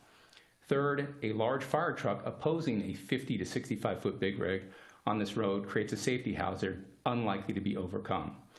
Meanwhile, 3 additional large developments are almost complete in that area, putting more families with children directly adjacent to the narrow street. And years of precedent show the current truck route works safely, including with opposing trucks and emergency vehicles. One aside, the parking study excluded evening hours and ignored 5 new housing developments 1 to 2 blocks away, and all homes do not have driveways, including mine. I urge you to reconsider this plan based on the reality of 2026, not 1990. This plan is not feasible. Thank you for your time. Thank you. Next, we have Danielle Brooks. Daniel Brooks, sorry. Hi, thank you. I'm also a resident in the neighborhood who attended the community meeting last week. Much of what I wanted to say has already just been said very well, so I'll try to keep this brief. Please, if possible, I would encourage you to read the meeting notes and the comments from last week's community meeting. I'd like to highlight that this is about safety and the degradation of Marina Cove Waterfront Park, as you've heard tonight, not about parking as the issue. And I'd like you to reference you to Speaker 6 from the community meeting, who lives on Buena Vista, the current temporary truck route, who highlighted that her and her young kids like to walk to the Marina Cove Waterfront Park. And she asked that for consideration that the truck route be kept on her street instead of moving over to Clement. So, I think I'll keep it at that and just encourage you to please consider and make recommendations to consider an amendment for the general plan. Thank you. Thank you for your comment. Next, we have Paul Ting. Hi, Paul. Paul, can you hear us? Do you want to go to the next person? Yeah. Then we can get to Paul. Next, we have Cindy Johnson. Good evening, commissioners and staff. I wanted to offer some thoughts on behalf of Bike Walk Alameda. We appreciate the complexity of this issue. There are no easy answers. We're not enthusiastic about narrowing the Cross Alameda Trail, creating extraordinarily wide vehicle lanes that will encourage higher driving speeds and make pedestrian crossings less safe, reopening the general plan, or any of the alternatives that have been proposed. That said, we want to offer one constructive suggestion should Clement be restriped with 14-foot travel lanes. While we appreciate the inclusion of curves and hatch striping to create visual friction, we do not believe those measures alone are sufficient to counteract the speed-inducing effect of lanes that are considerably wider than current best practices and our own visioning plans recommend. We encourage the city to include additional physical traffic calming, specifically speed tables or speed cushions. We understand there's a reluctance to install these treatments on streets that accommodate larger vehicles. However, we encourage the city to revisit those assumptions. Other cities have successfully done so. In nearby Oakland, for example, both 35th Avenue and High Street are designated truck routes and have received speed cushions in recent years without adverse effects. These examples suggest there may be more flexibility than is often assumed. Finally, we'd like to offer a general broader observation. We understand that accommodating large vehicles involves legitimate engineering considerations. But engineering only answers one question: what does it take to accommodate this vehicle? It does not answer the larger question: should this be the top priority for the street? This is ultimately a policy choice.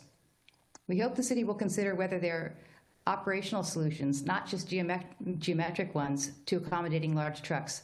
If the only way to accommodate the largest and least frequent vehicles passing each other is to widen the street to the detriment of everything else, perhaps we should also be asking whether occasional delay, operational constraints, or other management strategies could achieve the same objective while preserving a safer, more human-scaled street.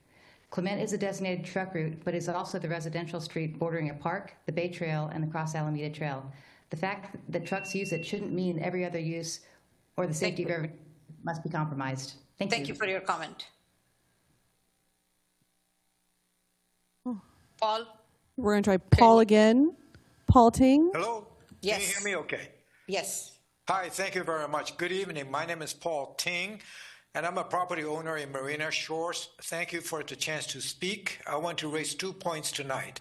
First, the compatibility of converting this stretch of Clement into a truck route with the city's Vision Zero Act. Vision Zero aims to reduce traffic injuries and fatalities to zero, with a special focus on protecting vulnerable road users. It emphasizes safer crossings, slower vehicle speeds, and protection of children, elders, and people with mobility challenges.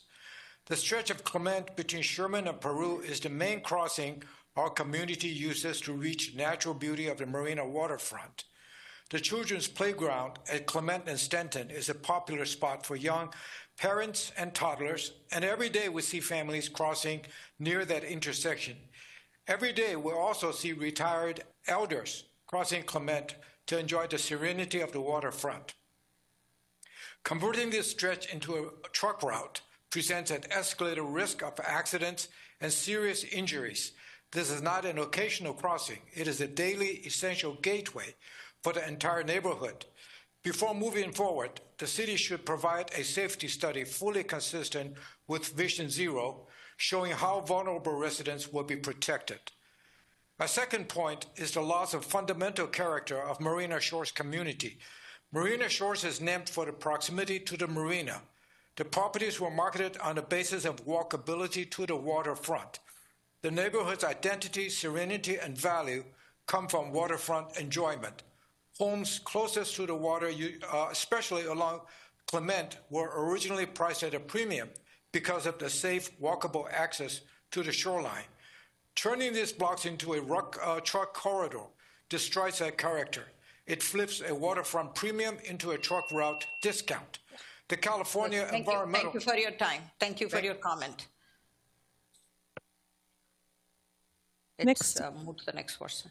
We're moving back in person. We have Ken Levins.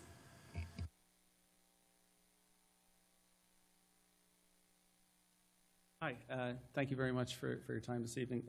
My name is Ken Levins, 16-year Alameda resident, 10 years at Marina Shores. I'm the HOA president for the Marina Shores development. I just want to start and correct something that Scott said directly first. Only less than 50% of our homes in Marina Shores actually have driveways. All the homes do have garages. Only some have driveways. Those alleyways behind the homes that do not have driveways are all fire lanes. They may not be parked in. None of our townhomes, which represent about 50% of the build, have driveways other than the fire lanes to get to their own homes. So we're pretty constrained on parking. A lot of our homes are three-person households. I'd love to say, but in 2 minutes, I think I'll say this. The city has been pretty selective about which parts of its general plans it focuses on, approves, and builds. If you look at that 1990 plan and some of the later iterations, in fact, on slide 10 of Scott's presentation, he showed Clement as a stylized, idealized straight line between Peru and Balsa, an entrance, actually. And yeah, if that had been built, that would have been a great truck route, no doubt. It would have been, we wouldn't have this conversation because we wouldn't have those tight radius curves that we need to accommodate the cross-tracking for. But we didn't build that, right?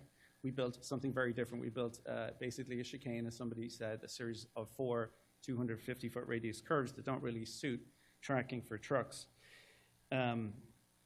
Then in the 2007 amendment, which discussed uses for Clement, we said we were going to set residential buildings back from the road, which would be appropriate for a truck route. But we didn't do that, maximize tax revenue and maybe make the developers happy. We built right up to the curb. And then in our 2040 Vision Zero plan, what we said was we were going to limit street widths to manage speeds, and we're going to maximize the protections for pedestrians and for bicycle riders. And now we're going to degrade those protections. So we're basically going to unwind the things we said we would do, and we've already done the things that we said we wouldn't do, building right up to the curb, and we're going to destroy the neighborhood. Thank you. Thank you very much. Next, we have Adrian Abuyan. Good evening, commissioners and staff. Thank you for all the work you've done. I'm Adrian Abuyan. I get to serve as the CEO of the Friends of the Alameda Animal Shelter. We're located at 1590 Fort Mill, and I'm glad to be here this evening. Just want to share a couple things is that I have some concern and just a request for more engagement as we consider such a change for Clement Avenue. Marina Shores happens to be the primary area where we get to exercise both frightened, abandoned, or sometimes reactive dogs. We don't have a green space, so our parking lot times is where we get to exercise them.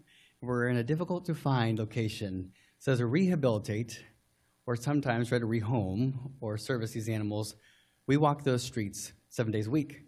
So as a pedestrian taking in the impacts of such a change, you can talk to our staff or hundreds of volunteers to understand how we navigate those particular neighborhoods. We are oftentimes the source of noise, and disturbed animals make disturbances that we get complaints about. Particularly in a 1984 pound-style built building, it's difficult. Noise gets in and noise gets out.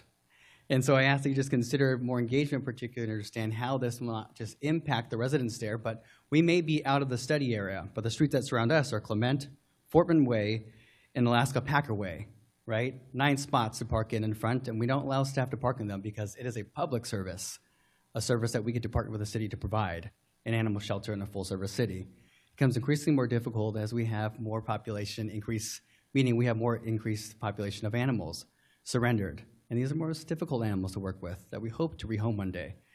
So I ask that we understand it from the perspective not only as a provider, as a 501c3 partnering with a city, but understanding the opportunity is that we are a community-minded organization, which means we recruit and retain volunteers. The conditions in which they operate allow us to make sure that can happen in an increasingly more difficult service to provide.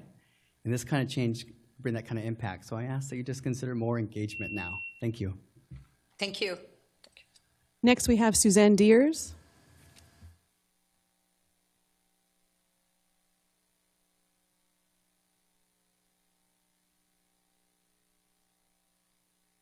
Commissioners, my family's owned a property at the corner of Lafayette and Clement since 1974, when it was industrial in that area.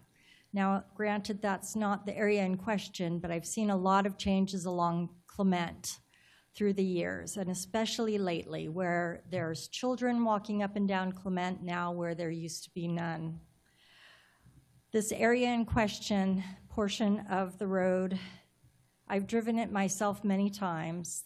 That curving portion is not going to be adequate for large trucks of any size, even the smaller trucks, it's going to be difficult.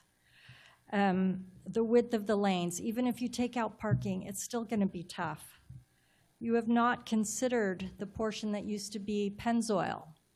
That portion of the road isn't even open yet, so how do you know how the traffic's going to go there?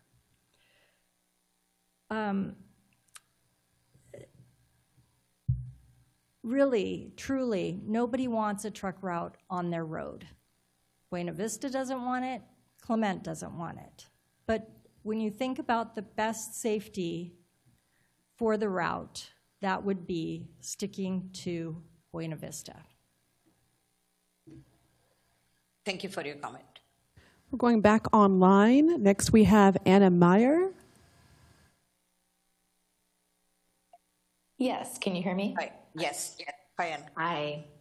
Anna Mayer. I am a resident of Marina Shores. I do live on the Buena Vista side of the development, so the number 19 bus stops in front of my house, so I'll be throwing my support towards AC Transit. But what I really did want to underscore is just, I appreciate all the comments about kind of taking a step back and considering the full context, because I do not think there's a perfect answer here, but I think we need to really consider the industrial needs, the general plan, but also the priorities around Vision Zero. I just have listened to several hours of discussion about how can we protect pedestrians and bikers. And so I am the parent of an 8-year-old who goes to Maya Lin. I also have a 3-year-old and a dog. So I'm out there walking every day. And I will say that I take my kids to all 3 of the playgrounds. The little playground, as we call it, is the one that toddlers and the little guys really like. And there's a family daycare in the neighborhood that uses it every day. When I take my kids to Little John, I always go over to the flashing crosswalk that allows access there, which is really set off the street, as is Jean Sweeney. So this is like a robust waterfront area. People are walking their dogs, they're exercising, they're going to the playground. And it's really scary to cross with, faster traffic, bigger lanes. I worry about the exposure of truck pollution to all the little kids who are playing on the playground that's right up against the street. So I just would ask that we take a step back and really think about the general plan and how it's fitting with all of the other priorities that we've identified as a city. Thank you. Thank you for your comment. Next we have David Casey.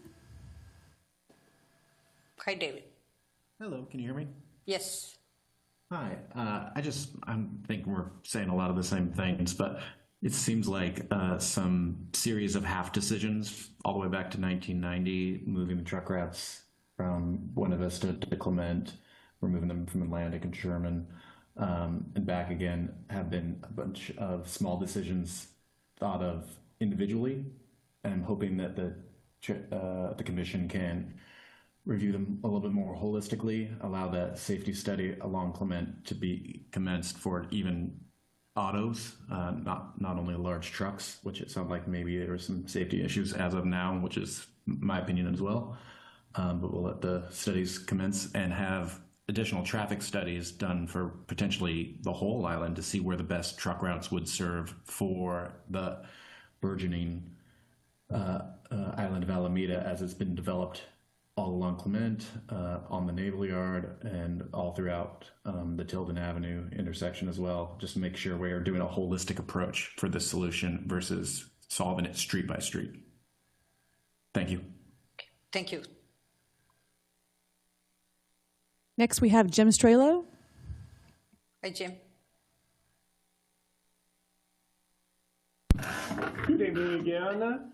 Originally, the Marina Cove housing design was to have no plans for vehicles to encourage bike, walk, bus. Gladly, that was scrapped. Most of us know whom to blame for the design of the Cross Alameda Trail. When will the section between Hibbert and Grand be available to vehicles, particularly long trucks? How much did it cost for the new housing development to buy that portion of Clement Avenue, closing it down for all motor vehicles? Thank you. Thank you. And last, we have Dan Fredenberg. Hi, Dan.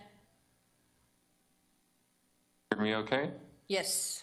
Okay, wonderful. I'm a Marina Shores resident. I think you've heard a lot of the voice of the community in Marina Shores as far as safety, concerns about the beauty, the waterfront, etc.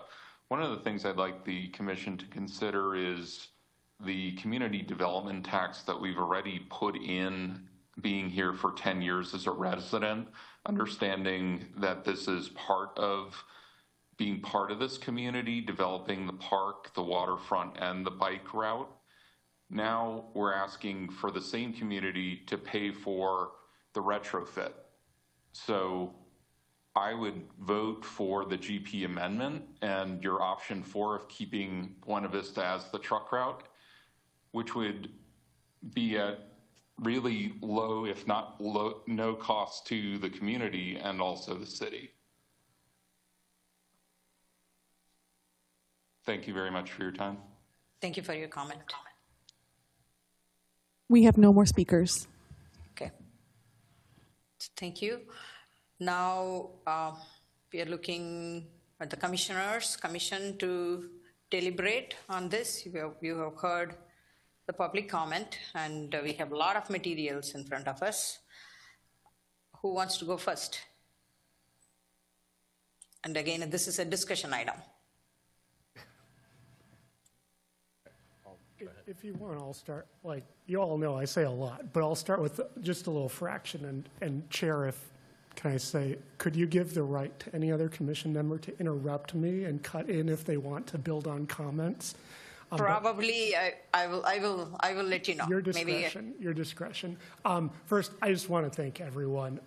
You all waded through a number of other items we heard tonight. And I want to thank staff who've worked quite a lot on an iceberg of an issue with a lot underneath the water line. Earlier this week, I was flying back from my own little vacation, and I spent the entire flight with this packet. So I made sure to spend time with, I know a lot of written public comment. I know Scott Wickstrom, our city engineer, has just been tirelessly engaging with folks with the nitty-gritty, and we're going to keep on doing that, so I trust this will get into details. But I just wanted to start off with that real thank you, because the city's tasked with this citywide transportation network, and the most challenging of issues are the ones that have a zero-sum aspect in that. So at least my own personal perspective is the city would do best to identify how to honestly identify trade-offs, honestly identify, work within constraints, work within both, what can be measured, work within what's possible, but then find ways to honestly, whenever possible, spread impacts wisely and with various concerns in mind. All that said, the one point I did want to make from my own perspective, and then I'll let other folks add in, and I'm sure we'll do some back and forth, is I don't think on-street parking is an operative issue here. The city did a thorough analysis. I think we can have decisions guided very carefully. There's always measurement error.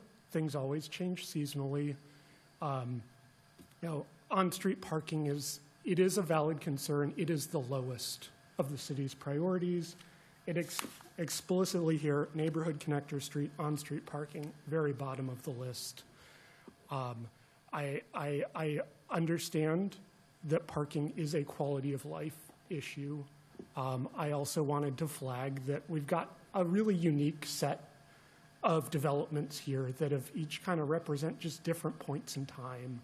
I think the city should try to support everyone who lives there, but I would like to personally propose that the city has done sufficient due diligence to identify that should parking be removed, the neighborhood currently has capacity to meet needs there.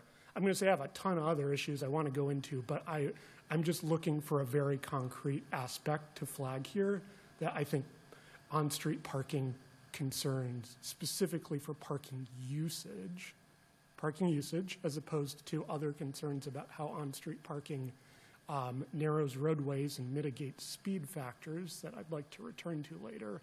But in terms of parking supply, I would like to offer that the city has done sufficient due diligence here, that I personally feel that is an issue that the city is enabled to make decisions that remove or shift publicly accessible on-street parking. All that said, there's a lot else I'd like to touch on. I know others do too. I don't want to hog the mic, so please. Yeah, I just want to actually add to that. I think based on a lot of the public comments, I agree. It feels like most of the public comments were about public safety as opposed to parking, right? Well, I'm not saying there were comments about parking, and we do want to recognize that.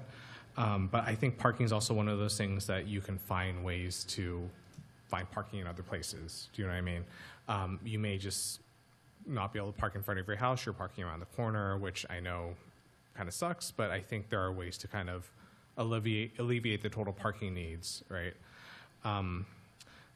But I think that being said, I would be kind of curious to understand when the parking needs are heavy and like when they're needed.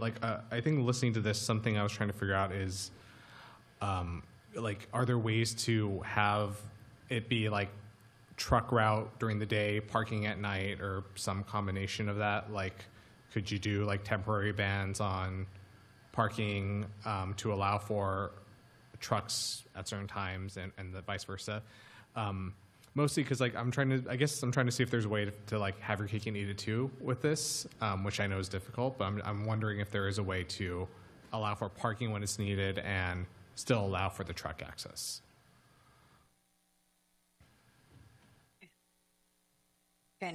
Are you looking for any response or? Is that going to come up? Is that a question? Yes, that is a question. Okay. It is possible. So if it's a subtlety, but on that, the 1990 general plan, there were designations for 24-hour truck routes, and then there were basically daytime truck routes, so that and that was Buena Vista was set up that way, such that, as you're going down the residential streets, you're not bringing the trucks down there in the evenings when they may be making the most noise. So yes, that is possible. It's usually done for that context, for noise. The challenge is when you have parking that's available for certain times and not other certain times is, what if somebody's late getting up in the morning and don't move their car in time, and then the truck route opens, and then we have an issue. And that gets to be, I think, it's just a layered operational challenge to do that. So when we've typically seen hours-based restrictions on truck routes, it's predominantly around the noise and not necessarily about the width, the access width. Got it. Okay, that's helpful. Mm-hmm. And maybe I'll jump to a different point. I think something I want to note is the Cross Alameda Bike Trail. I think one of the commenters mentioned that it felt like I don't know, a lot of decisions were kind of made almost not in concert together, right? Decisions were made at different times by different people, and we ended up having this project, or the status of Clement how it is today. But that being said, we can't really change anything that was done in the past. The Cross Alameda Bike Path is one of the best things in Alameda, and I don't think we can touch that at all, right? Even trying to shift it a little bit or reduce it, it just doesn't seem to make that much sense. So I guess what I'm saying is I think any of the solutions we find kind of needs to leave that hole, would be kind of my recommendation, which I think then starts to limit what options we do have, but that does feel like, to me, in terms of priorities, that is one of the priorities to kind of keep that whole as is and operating really as great as it does today. So.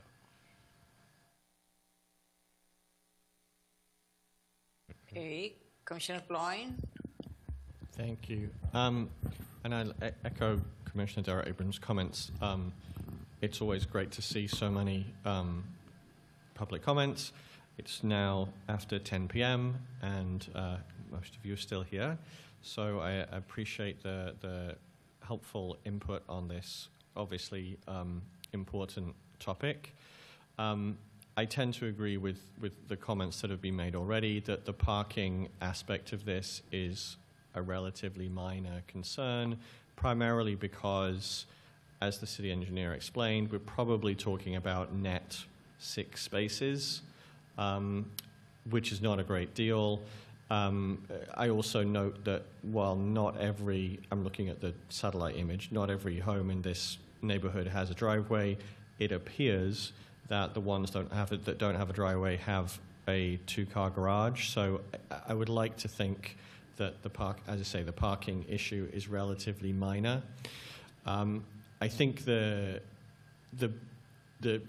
we've said, the more serious question here is safety. The Cross Alameda Trail is and will be even more so in future a very important aspect of the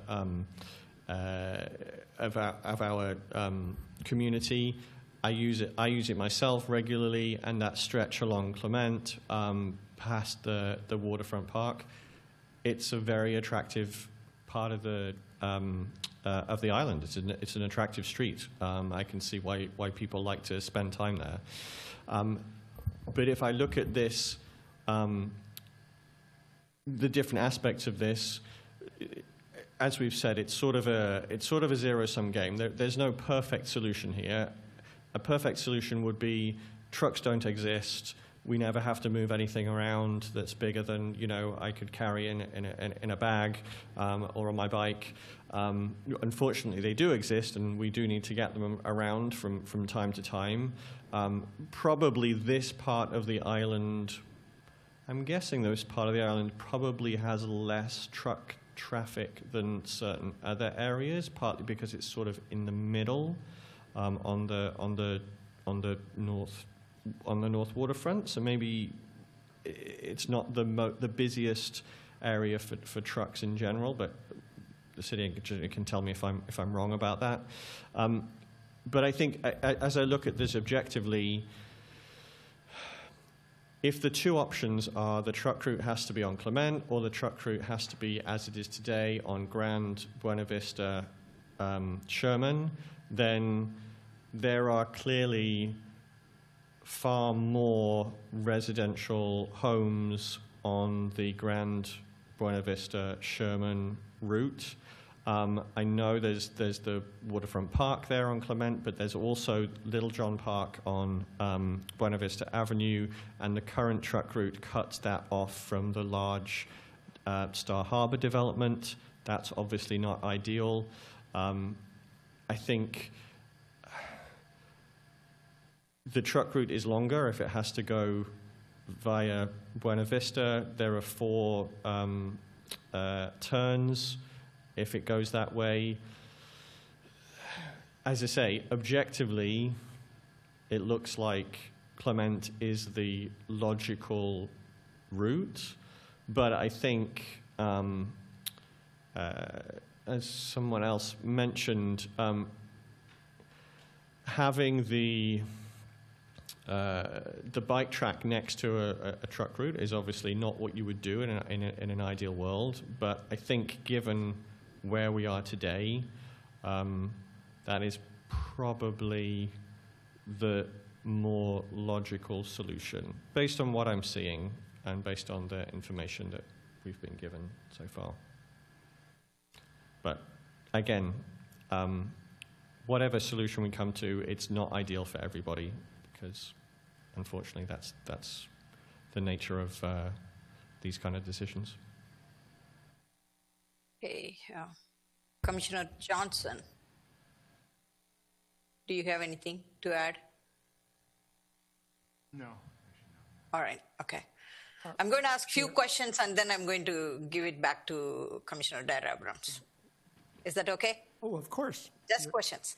Okay. And can you put up the slide that's number 19, alternatives considered?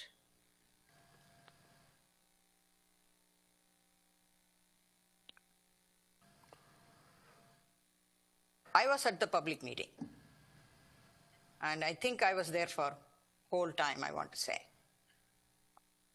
And I saw how Scott was really trying to do his best and then say that his heart is with the community and he's trying to do his job from the city staff perspective, and how, Aaron and, Scott really love their job. That was quite touching. And I just came away with a lot of, I understood the emotion over there in the room. So here we are, a couple of questions. So what was the comment from the Buena Vista residents on keeping the truck route? We heard from one person, but what about the general feeling?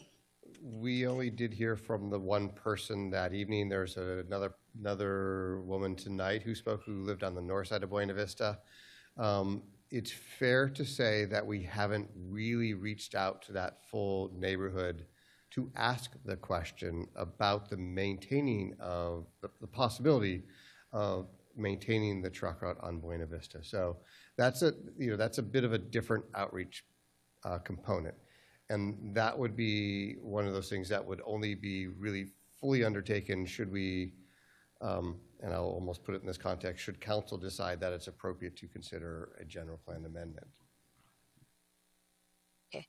And going back to the starting point, what triggered this process? Because it's been working well, I know, except for on paper, you have this truck route marked on the Clement Avenue, but what triggered this process to evaluate again or looking at moving it back to the permanent one or as in the plan? Yeah, and just a point of clarification, it's helpful to be deliberate about using these words. Clement is a truck route, is the truck route. Yes. The Skyline development, former Pennzoil site, as part of their development is to close that last gap on the Clement extension. It is complete. The roadway is done and built.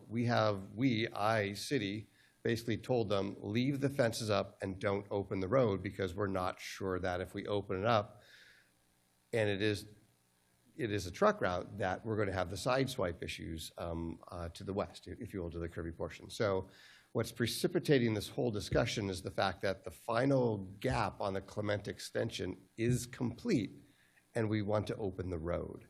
And to open the road, we need to either have the regulations in place, i.e., there's no signage on the westbound direction on Clement directing trucks to turn left on the Grand because it was a closed road. They had to turn left, right?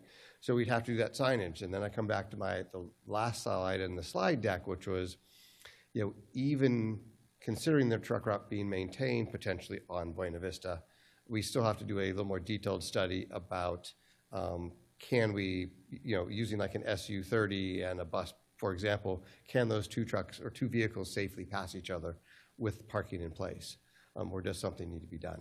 So, but to answer your question directly, what's precipitating this whole discussion is the fact that the final gap in the Clement extension is complete, and we're getting pressure, and I say rightly so, from some of the neighborhood. Let's open the road. We're ready for the road to be open. So that's driving it. Okay. And I saw in one of this is a different question. Saw in one of your slides, like the 2009 general plan transportation element was updated, not the full general plan.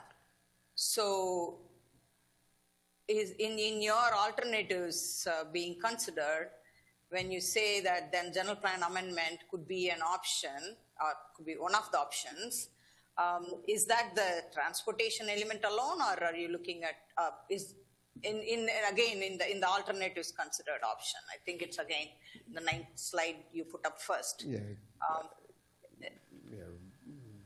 That's too far. Go back. But to answer the question, The general plan, the updating of a general plan is a holistic, very large, multi-year effort to do a whole general plan.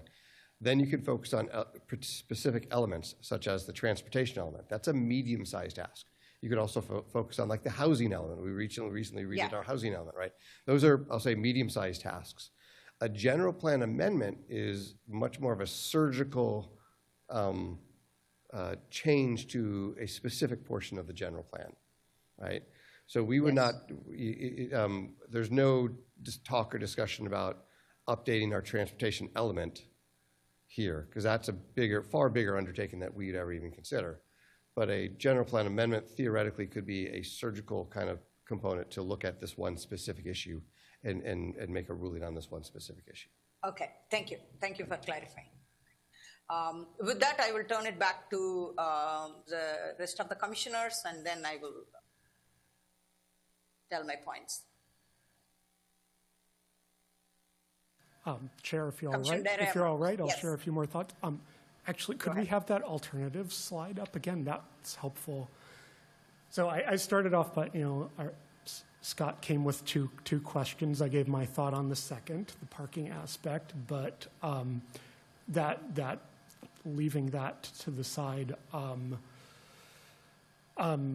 two thoughts I want to share. First, just historically, like maybe Scott can add color here, but this is just, in the past, American traffic engineers thought that bike lanes were clear zones. You need to ditch, you can ditch in the bike lane. You can ditch on a kid.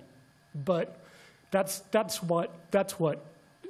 sort of my post hoc read of this. That's what a class 2 bike lane is.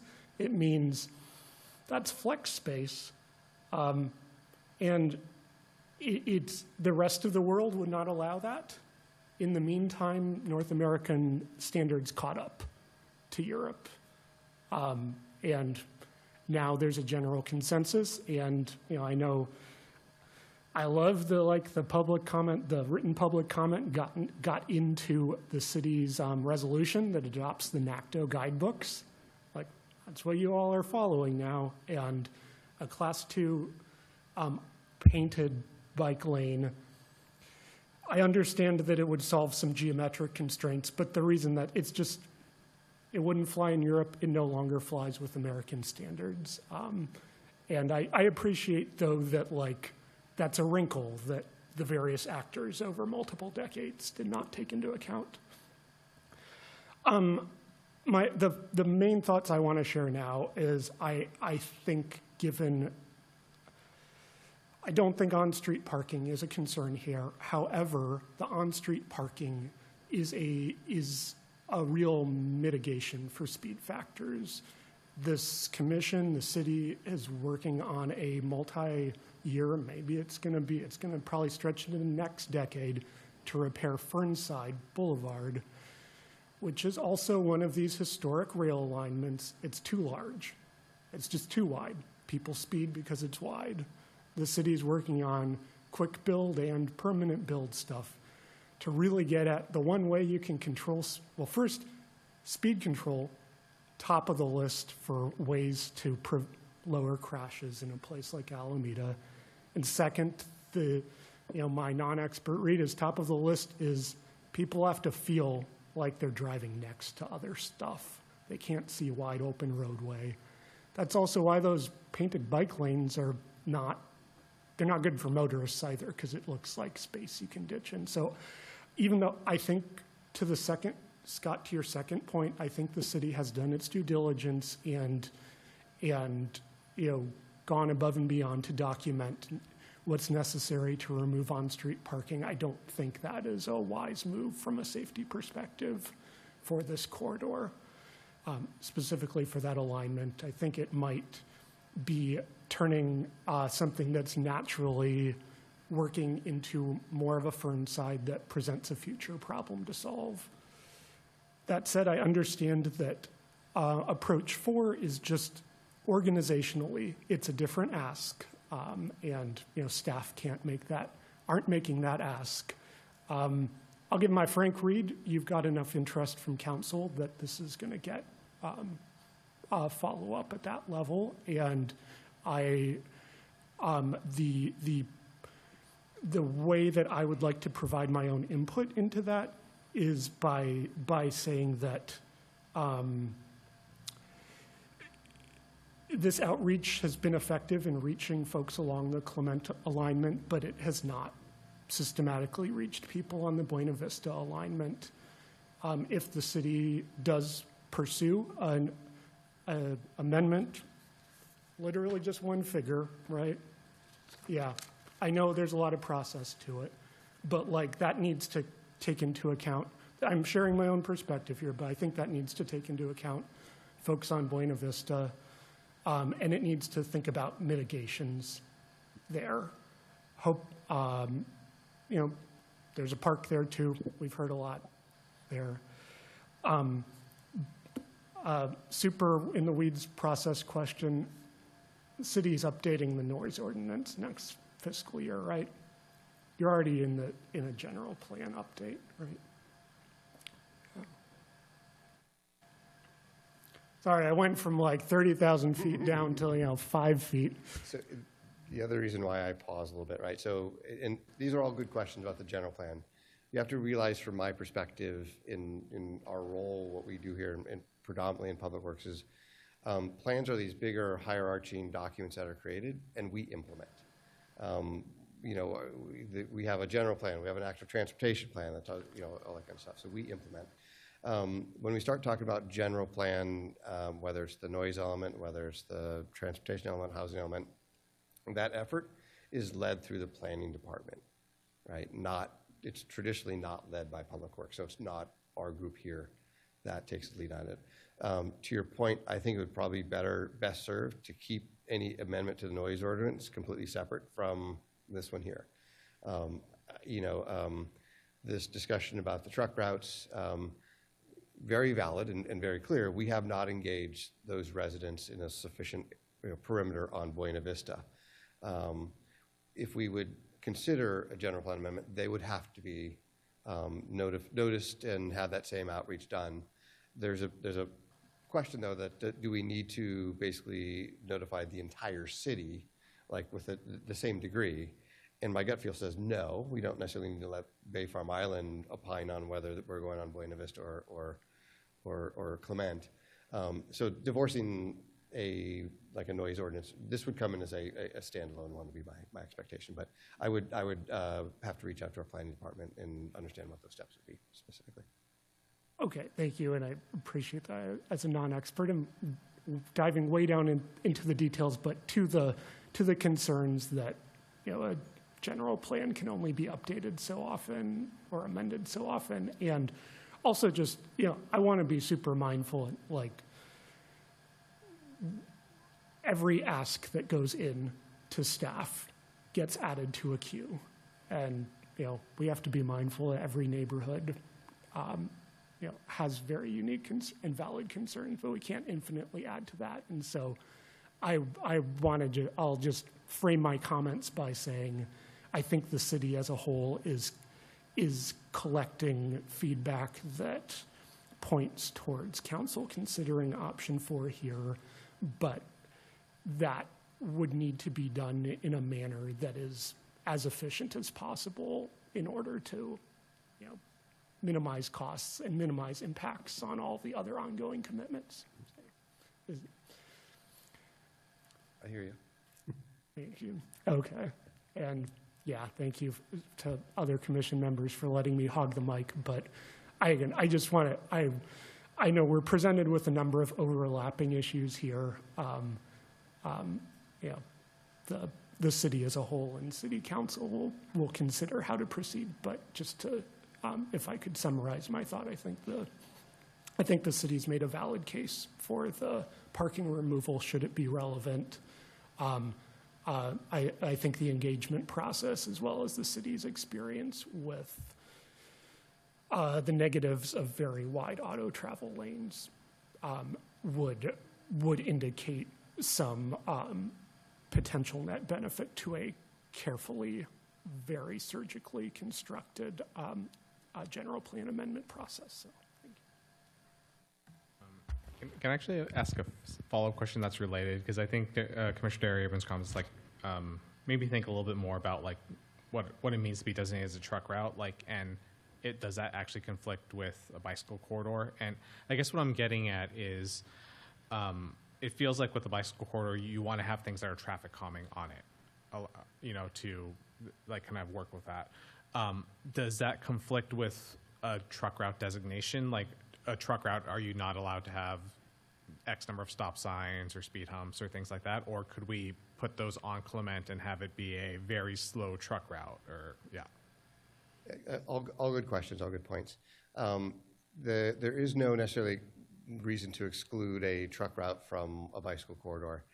I would point out specifically for this area, there are no crossings or limited to no crossings of the two-way cycle track, right? In particular, this section, there are none, right? So any trucks or any vehicles, there will be an increase in traffic. Let's be very clear about that. The road opens, there will be an increase of traffic, whether the trucks go there or not. The advantage of the way the Cross Alameda Trail is set on Clement is that there are no, or very few, Fort Mill Marina being one, but there's very few entrances to the north and none in this little immediate stretch. So that by itself is not a conflict.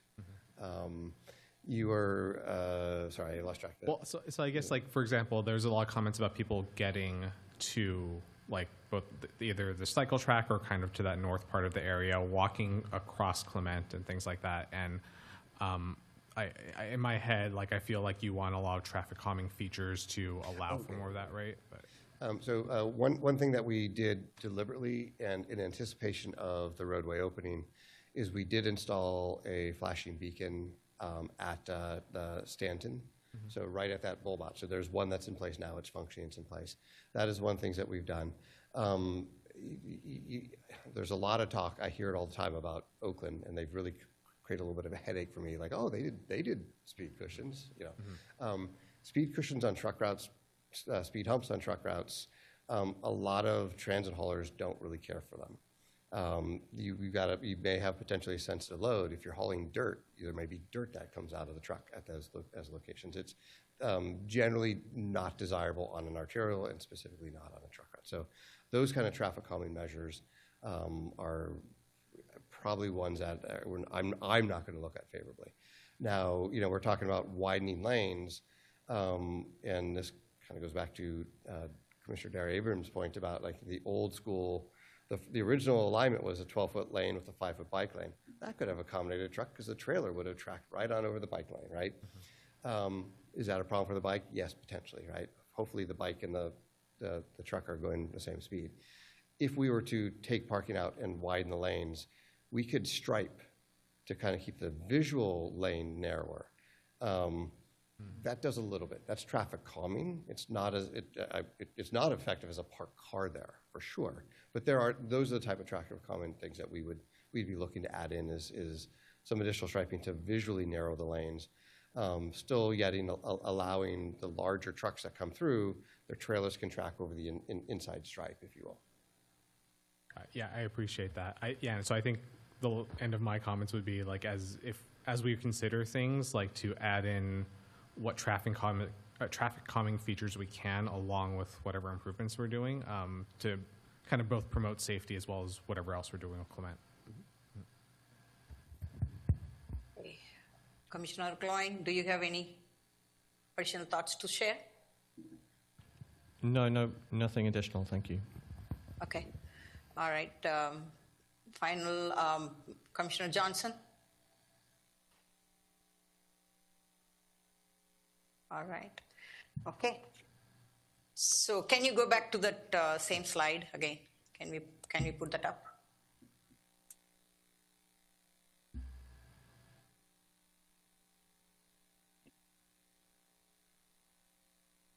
Again, this is a discussion item, right? So I want us to remember when we started the meeting, Lisa mentioned that Alameda was recognized at the regional level, being at the gold level bike-friendly city. And we also had this item right after for a neighborhood greenway project implementation, where we are all looking at safety. It's clearly. And then one aspect in this presentation where we said that, okay, we provided disclaimers or CCRs to the new residents. I don't think that does justify proposing to implement or it's actually not implementing. It is a truck route, but functioning, making it functional, right? So as a truck route. So. And in reality, what's over there is it's a thriving young community with many amenities, waterfront that actually attracts not just Clement Avenue residents, it's attracting further, larger extended community area beyond even Buena Vista, I'm sure. So what we are trying to do is in exploring all this, trying to enforce a historic designation of Clement Avenue as a truck route that was adopted when the land was empty. And we live here in an innovative region of the world. And we adapt personally and every day to new things. We adapted to COVID and now hybrid work and then technology. Just there is no limit to it.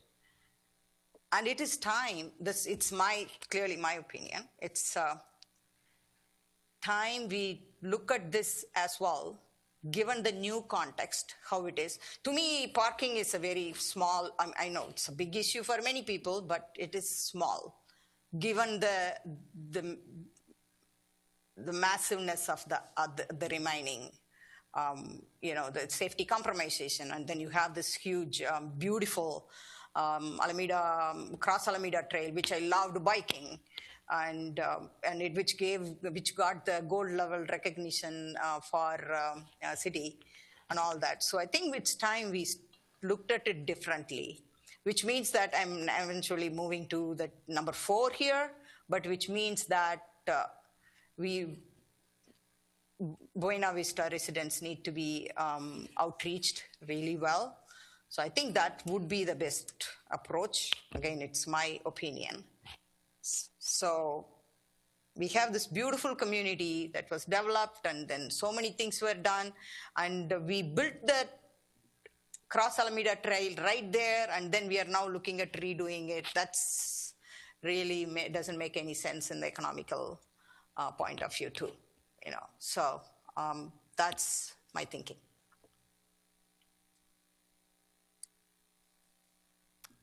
I would just like to say thank you for all of the commissioners. Did ask for discussion, and I appreciate your feedback and your comments. Yeah. And thank you very much for your presentation. I saw this community outreach, and you have done it more, and very much appreciate the commitment and the more outreach that you'll be doing.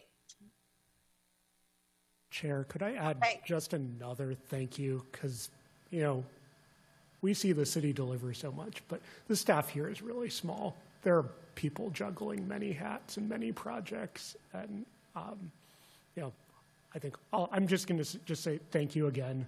I know and especially to the city engineer in particular, who has just been at so many of these events and talking with so many members of the public and us and electeds, and probably in addition to keeping running a whole bunch of other projects in the mix. So.